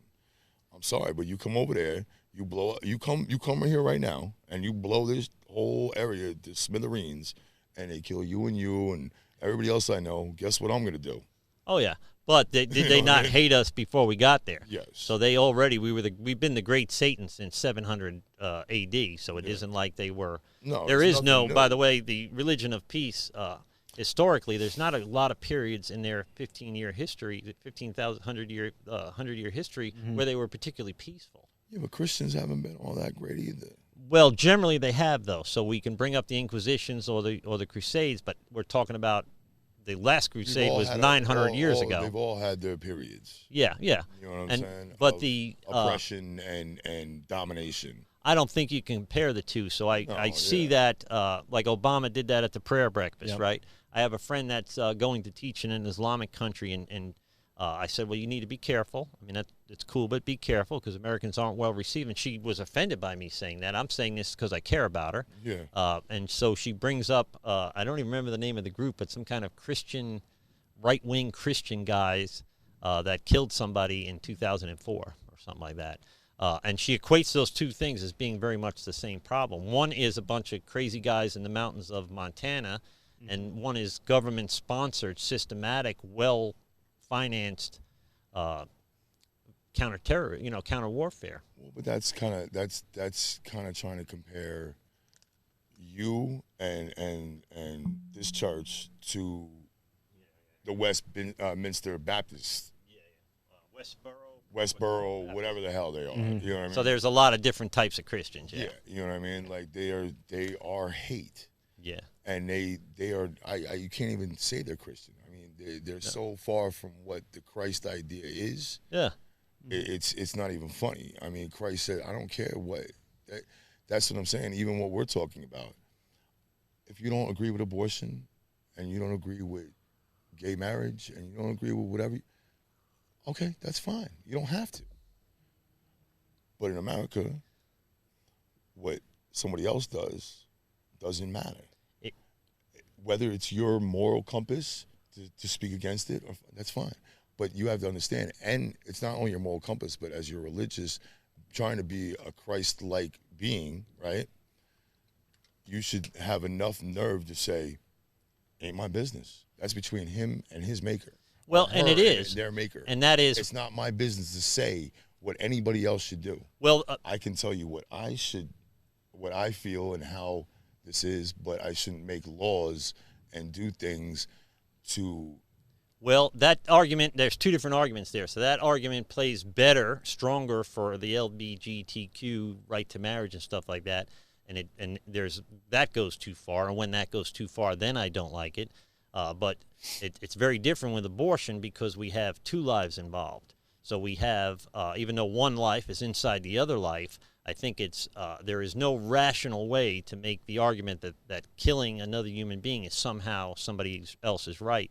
I don't think, by the way, the government should be. I'm against capital punishment, and I'm a conservative. I don't think the government should be given so much power as to kill somebody for any reason, and not just as a pastor. I believe this beforehand. I think there's always a chance of redemption, right? So I think that let nature take its course, and maybe this guy gets saved on death row, maybe he doesn't. But at the same time, do you want a government that has enough power to take away your life? I think that's too much power for the government. Definitely, without a doubt. But at the same time, it's like you can't say, like, it's either all open rights for everyone and everyone to live their own lives as long as they don't infringe on someone else's civil liberties, or there's none for any of us. It's slavery or open. But are you not infringing on the civil rights of the baby when you kill it? Or when can you kill it, I guess, would probably be the argument there. When is it, it doesn't, its genetic code isn't completely written until like 8 weeks, right? So it isn't technically another human being right away. Well, that line keeps, because remember 20 years ago, it was just massive cells, there's no big deal. So now, as science continues we can't make the argument that people in 1974 know what we know now, so that's unfair. Well, and then you get into the religious aspect of what is a soul, what is a soul, what is And you can't, like you that, almost can't go there because that's so you can go that's into, supernatural. That's hard to delineate. But you can determine when there's a heartbeat, which is when we would call somebody dead. You can determine when it has its own fully independent, unique genetic code written, and that's in 6 or 8 weeks. So at that point, I mean, I don't see how you can make the argument that it's not another human life. Now, it's still the woman's body, but there's a body inside the body. So there's another life, liberty, and pursuit of happiness we need to protect. But that's different than some of the abortion is kind of a standalone absurdity to me. Yeah. Where the other ones, there are a little more logical arguments involved. But I've yet to hear a logical abortion argument. Why would it be? Listen, and I'm not saying, especially like long term, or partial birth and all that. That's insanity. Yeah. But at the same time, it's like, really, what business is it of yours? Well, what business is it if you kill anybody? If somebody kills Seth, how's that my business? I mean, if it's in the first certain, trimester. So when is it okay? Yeah. Yeah. I get that. It's still it should not be, if that's the woman's choice,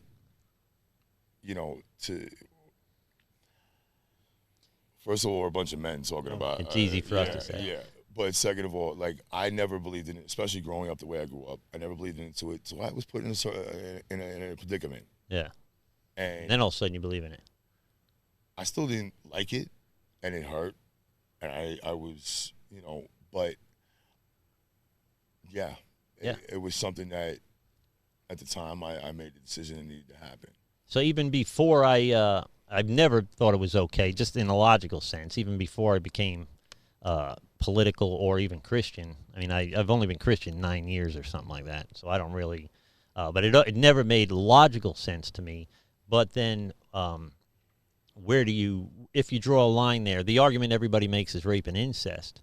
But that is like 1/10 of 1% of the number of 1 million abortions a year. So that's a silly argument. Right. And in fact, I would certainly grant those if it was up to me, and it's not. But I would say that that's a fair trade if we save, 999,998 babies.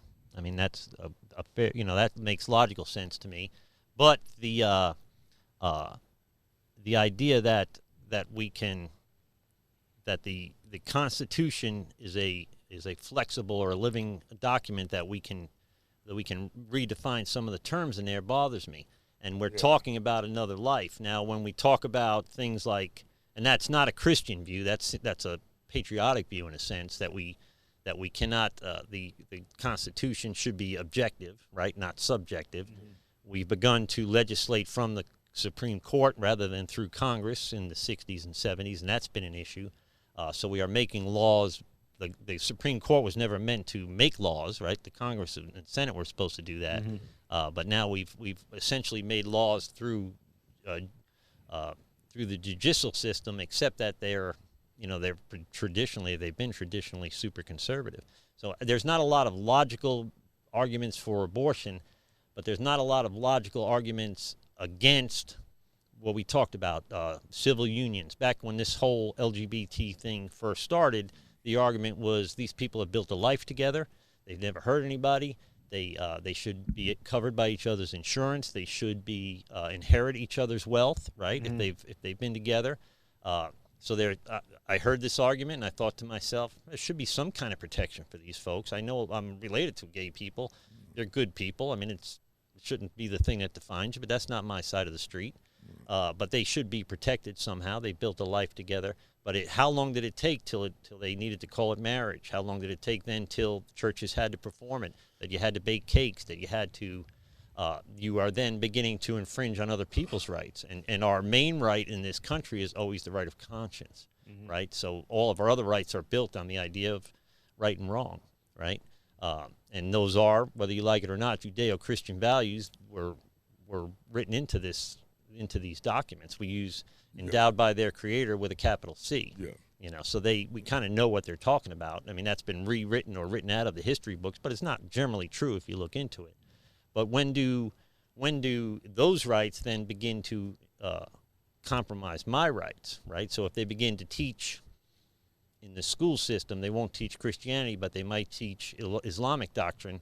That's not right. If they might teach LGBT. Right now, we have in Pasco County, we have groups that are forming after school for LGBTQ support for these kids.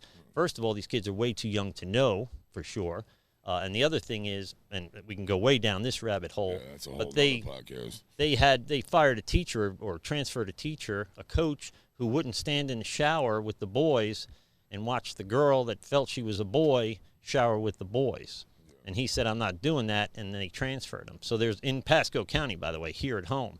So there is a big movement on, once this came out and people started looking into it, they were doing a lot of things without letting parents know. But see, that's the thing is again, what you were saying earlier about the breakdown in the family structure. Everybody is passing the buck. Yeah. Parents, schools, you name it. Everybody wants to. Society to raise their kids for them. Yep. You know what I'm saying? Everybody's doing this. Parents don't want to sit down and have the hard conversations with the kids anymore. Right. So they're expecting the schools to do it. Yeah. Schools are under all these PC control. Oh, if we say the wrong thing, if we don't abide by everything. Yeah, we got to do this, we got to do that. We're going to lose funding. Or we're going to be sued. Yeah. Or we're going to be, you know what I mean, all this and that. We're going to, you know, this big media scandal. Oh, this school is racist. This school is homophobic. Oh, yeah. This school is transphobic. Parents, I think parents are a big part of the problem. They want society to raise their kids for them. So I have grown kids and I have young kids, right? First I was too young to have kids. Now I'm too old, but here I am. Yeah. I always told the teachers, you teach them A, B's, and C's. I'll teach, this is before I was saved or any kind of Christian at all, but I'll teach them right and wrong. That's my job as the parent. Now, not every parent takes that approach, but we want the TV to raise our kids. We want the internet, the Xbox to raise our kids. But at the same time, then when something goes wrong, you want to point the finger at everybody else. At everything that you and then is this not a byproduct of the breakdown of the family unit and the moral fiber of America? And again, that was a plot and a plan. Yeah. You know what I mean? And now we're getting to, when we're talking about abortion, we're talking about all these different symptoms, as I would call them, of stuff. Yeah, exactly. Of happening, and that's when we get into the family breakdown. And I love single mothers, okay? So I'll just put it out there, okay? All right. They got the best snacks. Gummy worms. Yeah, but now the whole, that ideology that you don't need a man, you can just raise your kids, on your own, and all these different things where, in my opinion, I think more and more get these kids raised in the schools, have them, and I personally believe in a lot of schools, just like here in Pasco County, there's a certain ideology that's going on, and I think it's a little insidious of what's going on, and then in having schools, having secularism, having the television, the Xbox, all these different things, kind of raising our kids. And I don't have any kids, so I don't really have a horse in this race, so to speak. But I can see what's going on. And when we talk about abortion, right? That's like I almost don't want to go down that rabbit hole. But I feel the same way that that if. Let me make sure I word this correctly here, but start tipping on fucking eggshells and shit. Right. Well, I think a better thing to even look at is Planned Parenthood and Margaret Sanger, and what is actually behind the whole movement, and what is that push to kill the black race. That was the original intent of Margaret, and she thought she was doing it, by the way, compassionately. Right. So that they were ineducable, like they said about the Irish, by the way, when we got here. Was it 1/3 of a man or one 3/5? But they were essentially doing society a favor by and we did it in this country not very long ago. We would castrate, we would neuter adults who had mental disabilities, so that they wouldn't reproduce and create other folks with other burdens on society. We did it with low IQ people, or the presumption that African Americans were somehow not as smart as and could not contribute to society was the basis of Margaret Sanger's ideology, and so that isn't talked about a lot anymore. But I think Planned Parenthood. I think in 1974. Ultimately, we decided we had a decision to make, and I wasn't part of the decision. I was 7. But they, we needed to raise the bar, the morality bar for men, or we were going to lower the morality bar for women so they could act like men. And unfortunately, we chose to make it easier for a woman to be immoral as a man, so men were getting women pregnant and not stepping up. Now, that historically has not been my story. I've been raising a kid by myself. But you're few and far in between. That's probably an anomaly, right? So most men don't contribute to the, unless they're forced to, they don't contribute to the raising of their kids, either in time, talent, or treasure.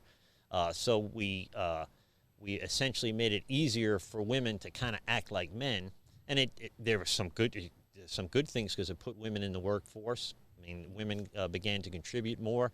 That only could benefit society, right?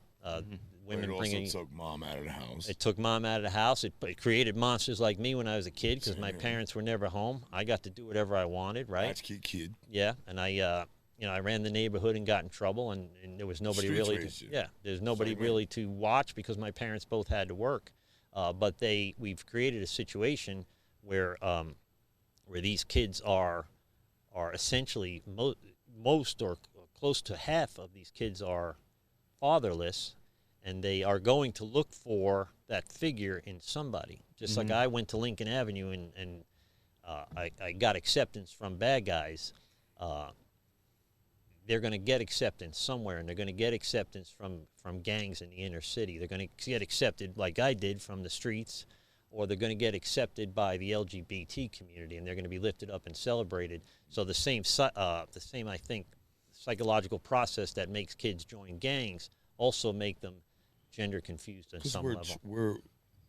People get us so far away that we are genetically tribal. Yeah. You know what I mean? Yeah, and we've broken that down. Yeah. And that's what we're getting, like, as much as people want to talk about, like, all these things, like, from the left side, all this acceptance and tolerance is to bring us to, no, it's furthering us apart. Yeah. You know what I mean? Like, there is, so there's the opposite effect of what they're hoping to have, they're having. Yeah. And if you look at the people that are complaining on the right about the way things are going, like me, contributed to this mess, right? So if you have children out of wedlock, you're contributing to this mess, right? If there's Christians, I know Christians that are not particularly Christ-like, right? Except that they go to church every week. But I've had Christians argue why abortions make sense, that it's why it's a woman's right. And I just can't put it together, Christian or not, it doesn't make sense to me. But they are living, they are living with in churches, they're living with women, and they're raising a family, and they've been together 8 years living together, and they're not married, and they fancy themselves kind of being in God's will, right? Because they volunteer or tithe or whatever, and they're good people. It's not that they're bad people, but there's a financial incentive that keeps them from getting married, or there is this incentive that keeps them from getting married. That's not. Why do you care? Yeah, that's my point. Is in anything, like, why do I care what the hell my neighbor's doing? Until it crosses, you're right. Until it crosses my side of the street. Yeah. But I'm a pastor, and people ask me these questions. They ask me to speak into their lives, and when I do, they're offended because I'm coming at it. I'm going to always come at it, hopefully, from a scriptural standpoint, not condemning, but it is a matter of fact. If you want to live by Scripture, by the New Testament particularly, this is kind of how it's laid out for us. I don't like it in my life sometimes any more than anybody else does. Well, who did Christ hang out with? He hung out with the people hookers. like us, yeah. He hung out with the tax collectors, which was even lower than a prostitute. Degenerates. Yeah. Saul turned into Paul. He was a Christian. He was a killer. Murderer. Yeah. And who who honored God? Who honored Jesus more, the Pharisees or the tax collectors and the and the he hung out prostitutes? in the hood yeah, with the hoodlums. Yeah, and he's in a Pharisee's house for an hour before the girl comes in and washes his feet with her tears and dries his feet with it. And so they're like, if the Pharisees are like, if he knew who was touching him, he wouldn't do that. And Jesus is saying, I've been here an hour. You haven't done anything to honor me, right? And this woman comes in, and as soon as she walks in the door, she feels my So I see it all the time now on being kind of on inside of a church. But see, that's the thing is, like, I don't understand where, like, Christians let it get so far into the morality aspect that they somehow think that they're above anyone else. Yeah, then you're And not that's- being super Christian if you're like no, that, because No, but you know as well as well. Oh, as yeah, well as yeah. I do, Heck yeah. that's where the majority of Christians live. and there I is don't care if they were shooting heroin a year ago. yeah. Now they're Now all of a sudden I found God, so Well, they- somehow I'm above you.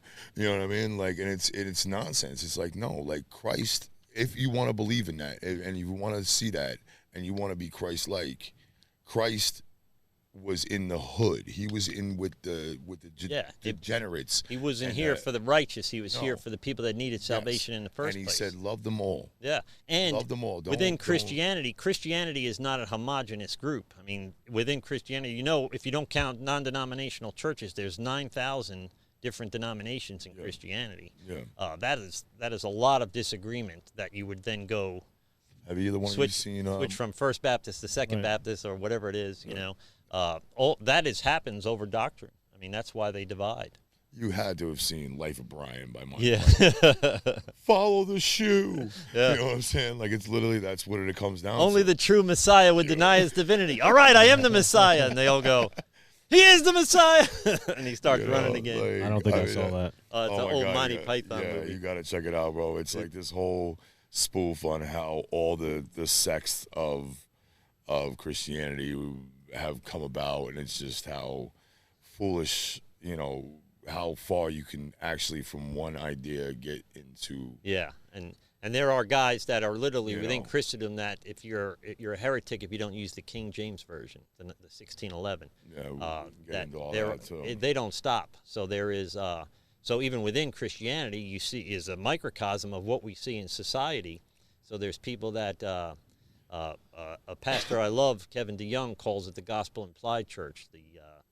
They never actually mention the gospel, but they got a Starbucks and they got a Panera and they got a water slide, and everybody's rocking out, My and type of feeling church right there. everybody's rocking out, feeling the spirit, and then they go home and they never actually mention the gospel. But because you're in church, the gospel's implied, so we don't really have to get down to brass tacks of anything. Well, I one think that's a thing- huge mistake too. Yeah. Okay. You being from up north, right? Did you grew up Catholic? Yeah, I didn't know there was anything but Catholic or Jewish. Well- I mean, everybody was Catholic or Jewish in New York. I remember growing up, and the difference, even just what I've seen in whether it be Pentecostal or Baptist or anything down here, up north, like imbibing in alcohol. Like, I remember the first time I saw my stepfather's father drink a beer when we went out to eat after church. Oh, And yeah. he was drinking a beer. And I was like, "Ah," you know what I mean? Yeah. But down here, it's okay. Like, Yeah. you can go after church and you go out to eat. Everybody goes, hangs out, and you have a couple beers. And that's, Yeah, that's we're the end of called not to get drunk, but No, it doesn't yeah, say anything yeah. about not drinking. No, but just to even be just sober-minded. down to that stupidity of how, like, up north is a total different feel as opposed to what it is down here. And the different denominations will have Yeah. different. My denomination, which is Free Methodist, is conservative, so you're not supposed to be addicted to anything, and that would include caffeine or nicotine. So they're not just talking about alcohol and drugs, right? Yeah, Which no. is, you better not be a pastor and or addicted to alcohol and exercise, drugs. or gambling, or Yeah, sex, so you or can't. Yeah. blah, blah, blah, So blah, they blah. would be Shopping. considered, as far as Methodists, who are not regarded as particularly conservative. The United Methodists, by the way, are close to dividing. They're going to be the ununited Methodists, I guess, but they're literally the largest denomination outside of the Catholic Church. The largest Protestant denomination or mainstream denomination is about to divide in two over conservative and liberal type of values within the church. That's another thing is the interjection of politics into religion nowadays. And society, right? Well, but I mean, even into religion, like, I mean, this last election, you would see pastors, whether it be on TBN or wherever, you know, especially down here, you know, every channel on Sunday morning is yeah. I don't you have know, every cable anymore, basic, but yeah. every basic cable channel is Yeah, blasting some. What are the channels? I forget the names of them, but they're evangelical. They're whole evangelical channels on But cable. they were all, you know, they're interjecting their political views into the church, and basically, you know, grooming the congregations To into agree with them, voting a certain way. But see, what people, you know, again, and we're talking about this possibility, the potential, and the potential is very real For a civil war. for a civil war, without a doubt. I mean, we're on the cusp of what could be, but I can't drive this home hard enough. Is people need to, it's just like the Roman Empire. It's bred in circuses. It's to keep us distracted and keep us. Yeah. You know what I'm saying? Like when the Roman Empire was falling, they built the Colosseums and they brought all the poor masses in and gave them bread with their ticket. Yeah. You know what I'm saying? And gave them games to watch. Distracted them, yeah. You know what I mean? Well, meanwhile, the empire was on fire. Yeah. And burning to the ground. And that's what we're experiencing now. And all of this dissension amongst ourselves, instead of realizing, because the thing that the federal government fears the most is when we all, black, white, young, old, Christian, Muslim, gay, straight, blah, blah, blah, blah, blah, blah, blah. Whatever fucking thing you want to pick out, we all go, Wait a second. hold on. You know what I mean? Well, you're right, and I would think that they're probably not going to be big fans of the Godlogic Project. No. Because I think that the idea of us talking about these things, whether we agree with each other or not, is that important. So obviously, you and I don't agree. You and I don't agree on everything.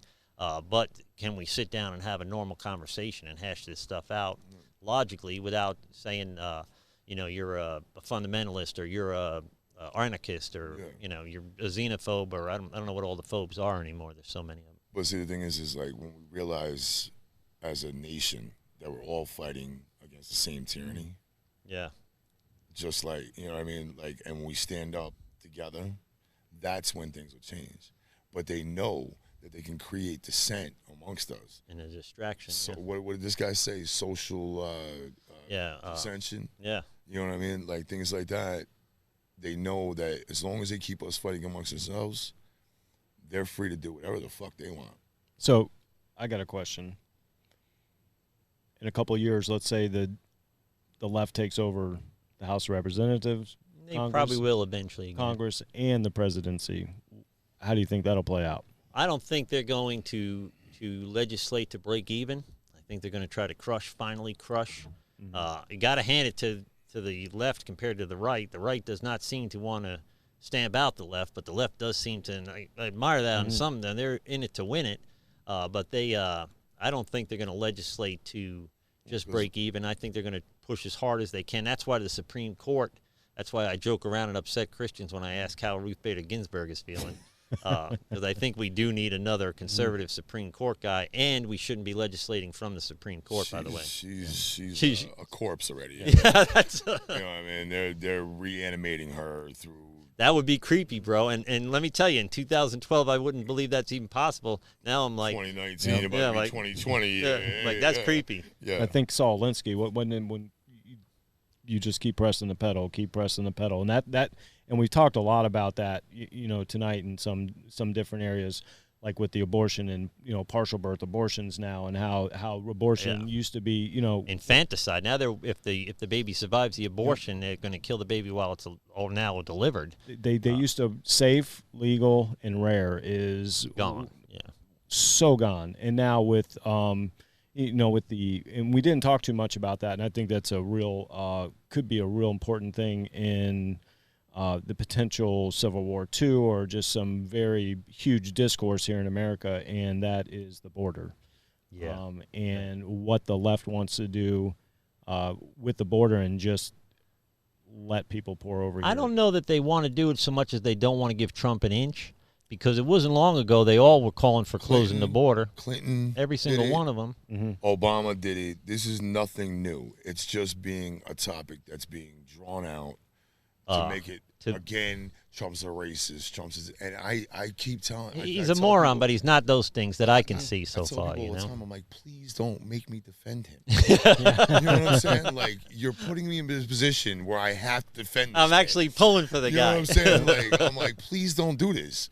Don't be so stupid that you believe this nonsense. And I don't think the left will ever come back into power until they have the middle America states back. And so they're not going to win on transgender abortions. But guys, right? listen to me. No one's going to buy into either that. one of you still, as educated, smart men that I know, Kevin, I've known you for how long? 10 years or 12 years. I can tell just in the little guy.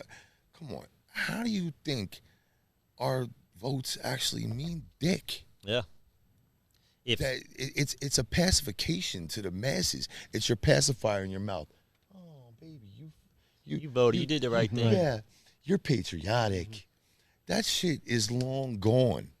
There is the ballot box. There's this T-shirt I want to get.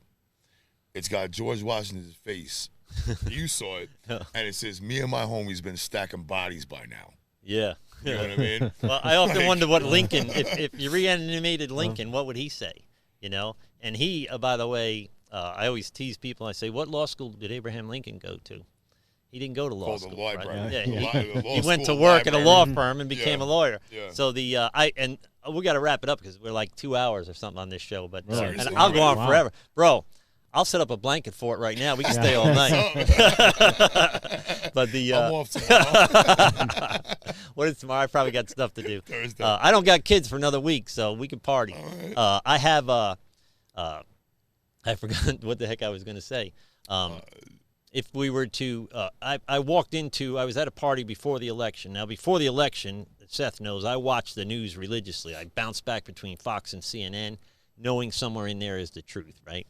After the election, I just stopped. It was just too much for me. In fact, I haven't had cable since the election. But I walk into I'm at a party, and I walk into people that I know are left-wing, right? And they're going on about Trump, right? So I jokingly said, and you can't joke, I found out the hard way. Yeah. I jokingly said, oh, boy, I walked into a hornet's nest of liberals or something like that, fooling around, you know? Mm-hmm. And they attacked. They couldn't believe it. So one of their arguments was people that are voting for Trump don't even have college degrees. That was her argument. And I said, well, what difference does that make? Do you suggest then that since I dropped out of high school, I shouldn't get to vote? If you graduate high school, then you get 1 vote. If you have an associate's degree, you get 2 votes. If you have a bachelor's degree, you get 3 votes.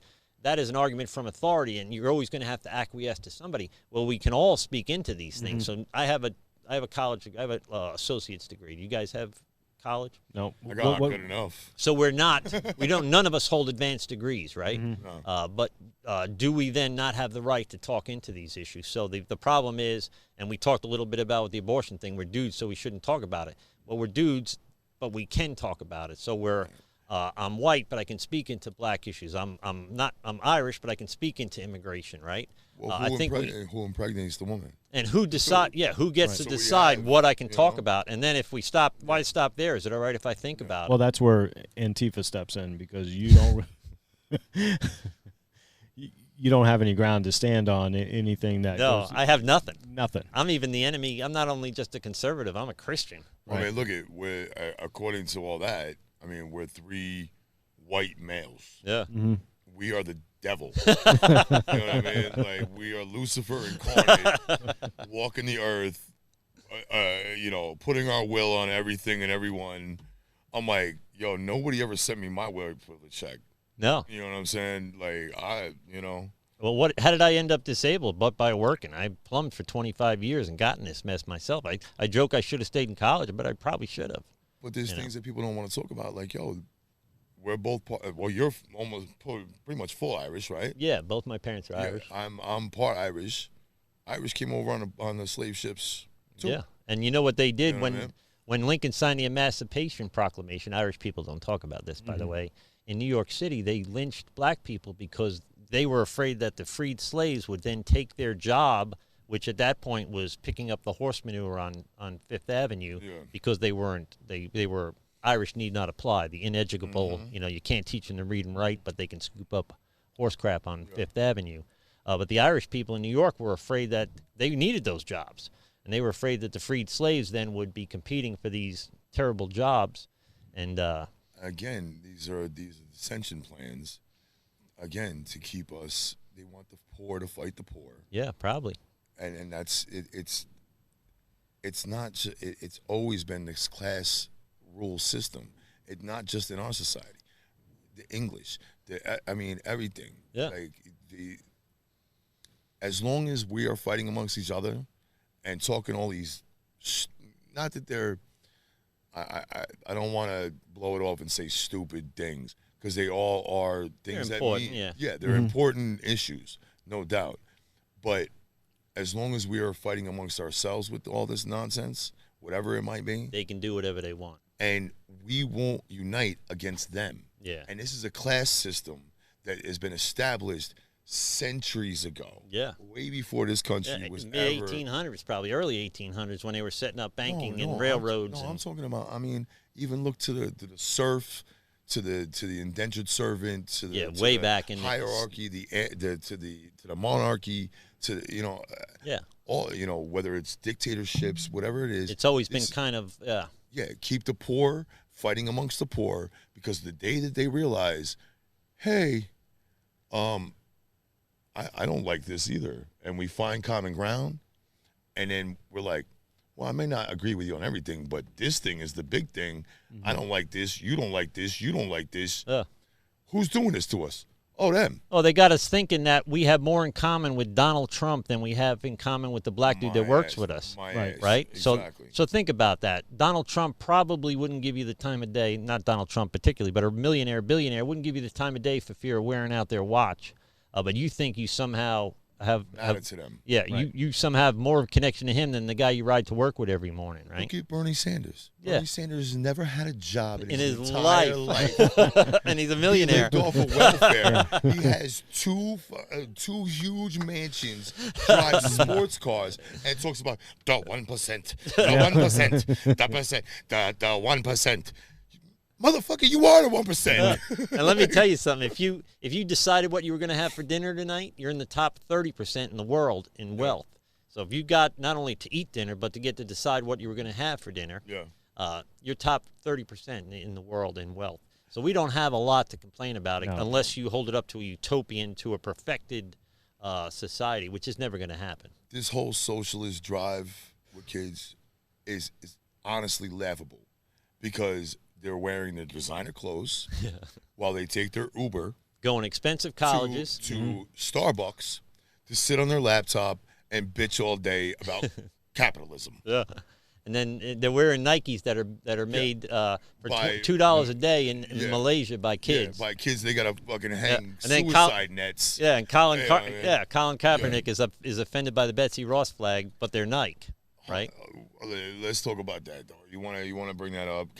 Oh man, Colin Kaepernick did not kneel against the flag or anything else. He took a knee against police brutality. Yeah, but at the wrong time in the wrong venue. It doesn't matter. But people have blown it out of proportion. It's not against the soldiers. It's not against being disrespectful to the. But listen, I haven't said the Pledge of Allegiance or anything else since I was in 9th grade. I believe that. Okay? And I was sent to the principal's office by my homeroom teacher because I refused to stand. So we wouldn't have been friends, because I would have said the Pledge of Allegiance. Okay. I've always been kind of that American patriot. Well, I'm even also though I part also Native American. At that age, I started researching the real history of things. I also lived outside of the American dream for a good part of my life too. Well, me too. Yeah. So I mean, there's a hypocrisy there. We ate government cheese and shit. Yeah. You know what and I'm saying? it isn't hard to find. Hey, dude, I'm on disability. Nobody would benefit from $1,000. What is it called? Minimum income, basic income. Yeah. And I would benefit from that.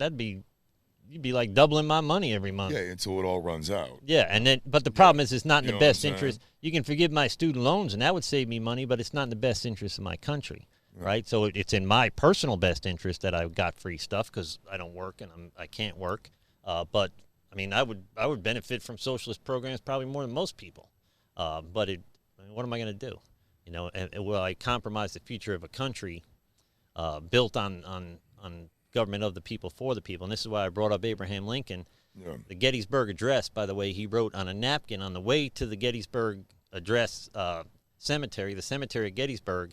The guy that spoke before him spoke for 2.5 hours, professional speech giver. Abraham Lincoln shows up with a speech that he wrote on the way there. It's 2.5 minutes long, and one of the lines is, "History will not long remember what we say here."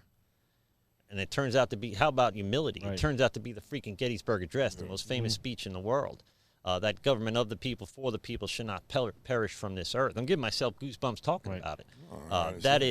That's how important I think some of this is. But see, the thing is also I have the argument with people a lot of times, because when I bring up the Constitution, or because like a lot of times people are like, oh, you're contradicting yourself because, okay, yes, I don't say the pledge, I don't do any of that, but I also consider myself a patriot.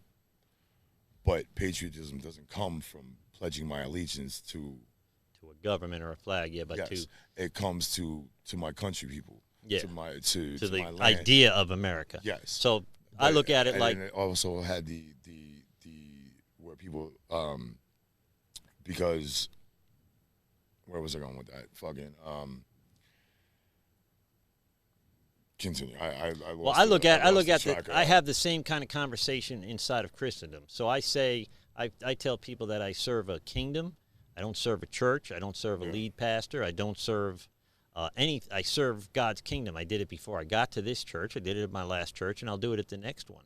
And that's how we have to look at it, because when we begin to serve the building, the bricks and mortar, we begin to serve the pastor, the main pastor.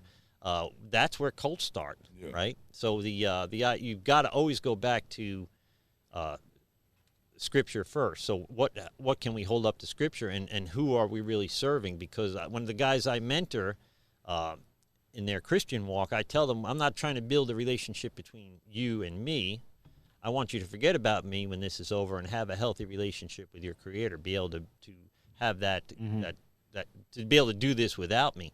And we see inside the 12-step program sometimes, and inside churches, we want people to be reliant on the pastor or the church or the group, the youth group, or that is where religion begins and ends, right? That's where ego jumps in. Our job is to take their hand and put it in God's hand. It's that simple. Yeah, and then just step aside and stay out of it, because the last thing you need for a higher power is a drunk Irish plumber. Yeah. Right? I mean, I tell people, if you understand your higher, have the doorknob or the chair. I tell people, if you understand your higher power's will, you have an equal power. Well, equal power got me in this mess. I don't need an equal power. I need something outside of me to guide me through this process, whatever the process is.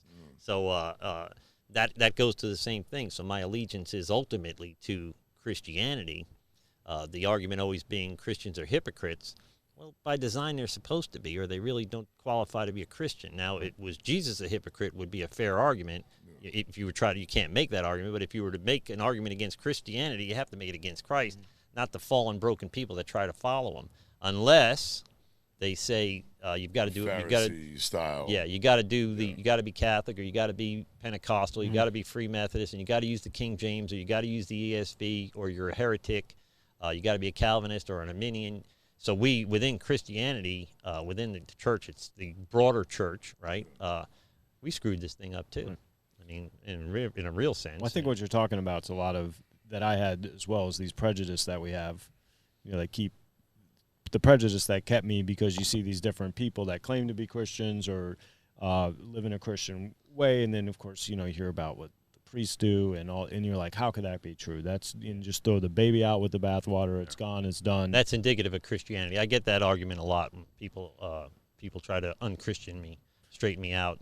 What about priests? Well, I mean, that's not Christianity, right? What about that's a half a pagan religion? Yeah. What about the Crusades? Well, there's a lot of history involved in that. But if your idea is to go out and kill people, that like the Inquisition, if you don't become a Christian, will kill you. Yeah. I didn't see that in the Scripture. I didn't either. I don't know what Bible they're reading, but I don't find that anywhere in Scripture. Well, I remember where I was going with that earlier is, regardless of what the message is, sometimes like whoever the messenger is, sometimes you have to take the message away from the messenger. Yeah. So when I get into arguments with people and they're like, "How can you believe in the Constitution and this when they were written by men who were slave owners, who committed genocide?" Because that was my answer when I went to the principal's office, when he was like, "Why won't you stand for the pledge?" And I was like, "Well, I refuse to pledge allegiance to anything that committed genocide against my ancestors." Yeah. And his eyes he was just like, go back to class. Yeah. I want none of this. I want no part of this. And he Just probably go on doesn't back know. to class. You know what Even I'm being the saying? principal, he probably doesn't know what you're was just talking like, about. Oh, you know what I mean? Like, See, he was waiting for me to say some stupid shit, and I came off. But then it's like, okay, yes, I can understand. Yes, the day and time that things were going on as such. I don't believe, I don't agree with Minister Farrakhan. Yeah. Okay, with his extremist views and things and stuff that he comes. But there's a lot of shit that I've heard him say that is legit. And ultimately, he has the right to say it, whether you like it or whether I like it or not. They have the right to say it in America. But again, it's like we can YouTube take. didn't think so. Didn't Who they get didn't they get deplatformed? Yeah, he just recently. yeah, Well, he does step over into hate speech a little bit. So. Yeah, they threw off all the conservatives and threw. Yeah, Myelinopolis, they do. He was symbolic. They're calling him. Jones. They're ultimately calling him a All of it. conservative, Yeah. which is, I think that's just kind of a token. See, we do it to everybody type of thing. But see, that's how far we've gotten away from being able to take the message away from a messenger. Yeah. Regardless what you were or what you did, you know what I'm saying? Like, that's like people saying to you, well, how the hell can you preach the word of God when you did? Yeah, we know your background. You Yeah. know. You got kids and you're not married. You're taking the message away from the messenger. Yeah. And that's You an know what ad I'm saying? hominem argument. So when your logical argument fails, you then argue the person, which is what we see really against exactly. Trump. So, and that's where I was going with that. It's like there's a lot of, like, the Constitution is the most beautiful government document ever written. Yeah, we're still under the same You know what I mean? Constitution. The average Constitution, the length of age of Constitution is 17 years. We're, 243 years under the same Constitution? And look, can we all agree as white men, right? Can we all agree that when they wrote it and they said all men are created equal, did they not really mean all white men are created equal? We know it. Yeah, and I but accept it, and I know that. But again, you have to take the But message. did we not grow into that? In other words, and we talked about this before, but there was arguments against, they wanted to start this country without slavery, but knew they couldn't. So there was some political and economic influences. But you shouldn't acquiesce to those things, though. Yeah. Go ahead. You know, I think the framework, the framework is solid, and it's Judeo-Christian values, and based on freedom, and based on but also freedom of religion. It doesn't have to be. We're basing the society on a certain value system, but if that's not what you believe, right? Freedom. Go ahead. Do you?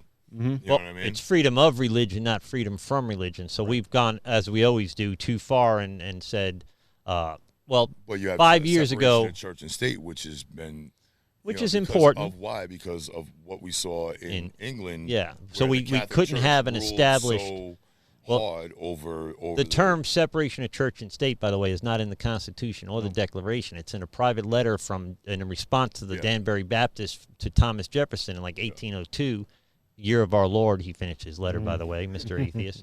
But they were worried that one denomination would gain power over the little denominations. So even in that framework, it was within Christendom that they were worried about one denomination. And believe me, theocracy has never worked, and it wouldn't work in America either. So Christians that are calling for any kind of theocracy need to read a history book, because it hasn't worked anywhere.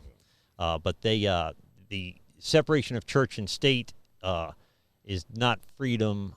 Is not indicative of their idea that religion is somehow evil. It's become that and rewritten that way, but that we are certainly based on Judeo-Christian values. But we should not have a state. The Establishment Clause, the First Amendment says we cannot establish a religion. The government of the United States will not establish a religion or prevent the free practice thereof. Yeah. So I could argue that we probably interfere with the free practice thereof a lot. So 5 years ago, you'd hear something to the effect of keep it in the bedroom. Whatever your private business is, just keep it in the bedroom, none of my business. Don't ask, don't tell. Now you're more likely, and that was Clinton's era, right? But now, that's not long ago, but now you're more likely to hear keep it in the church house, right? That you can pray, but don't pray in a restaurant. You can pray, you can have a crucifix, but don't make it so we can see it from a public street, or whatever the arguments that are going on around the country now are. And they did want freedom of religious in conscious public square.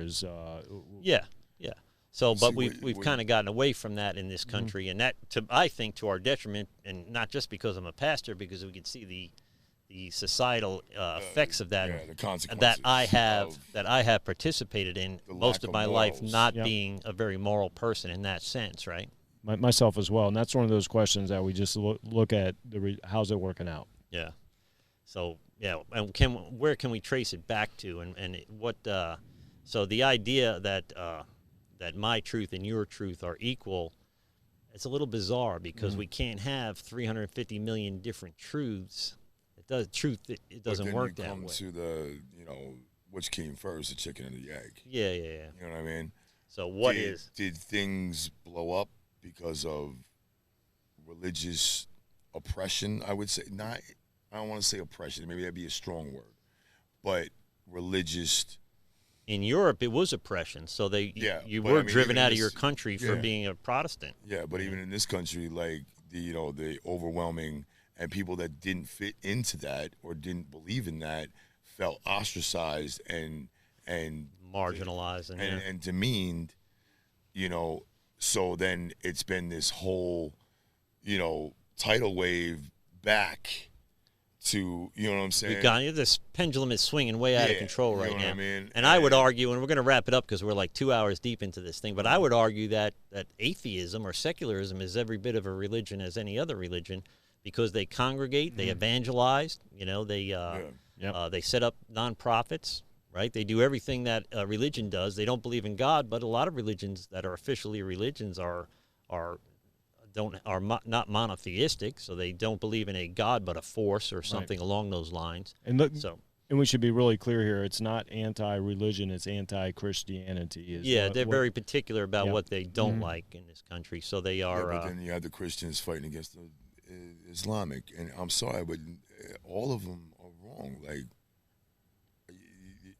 you can't get into. I guess what I'm talking about. If I don't believe what you believe, that I'm going to burn in some fiery damnation. I'm not going to be accepted into, Nirvana or paradise. Yeah. You know what I'm saying? Because I don't believe what you believe. So you mean to tell me that the Buddhist monks that live their entire lives in peace and devotion and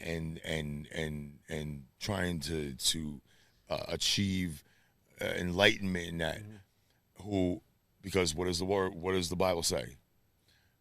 Anyone that hasn't heard the word of Jesus will be exempt. Yeah, Romans 2. Yeah, right. If it's written on their heart. Yeah.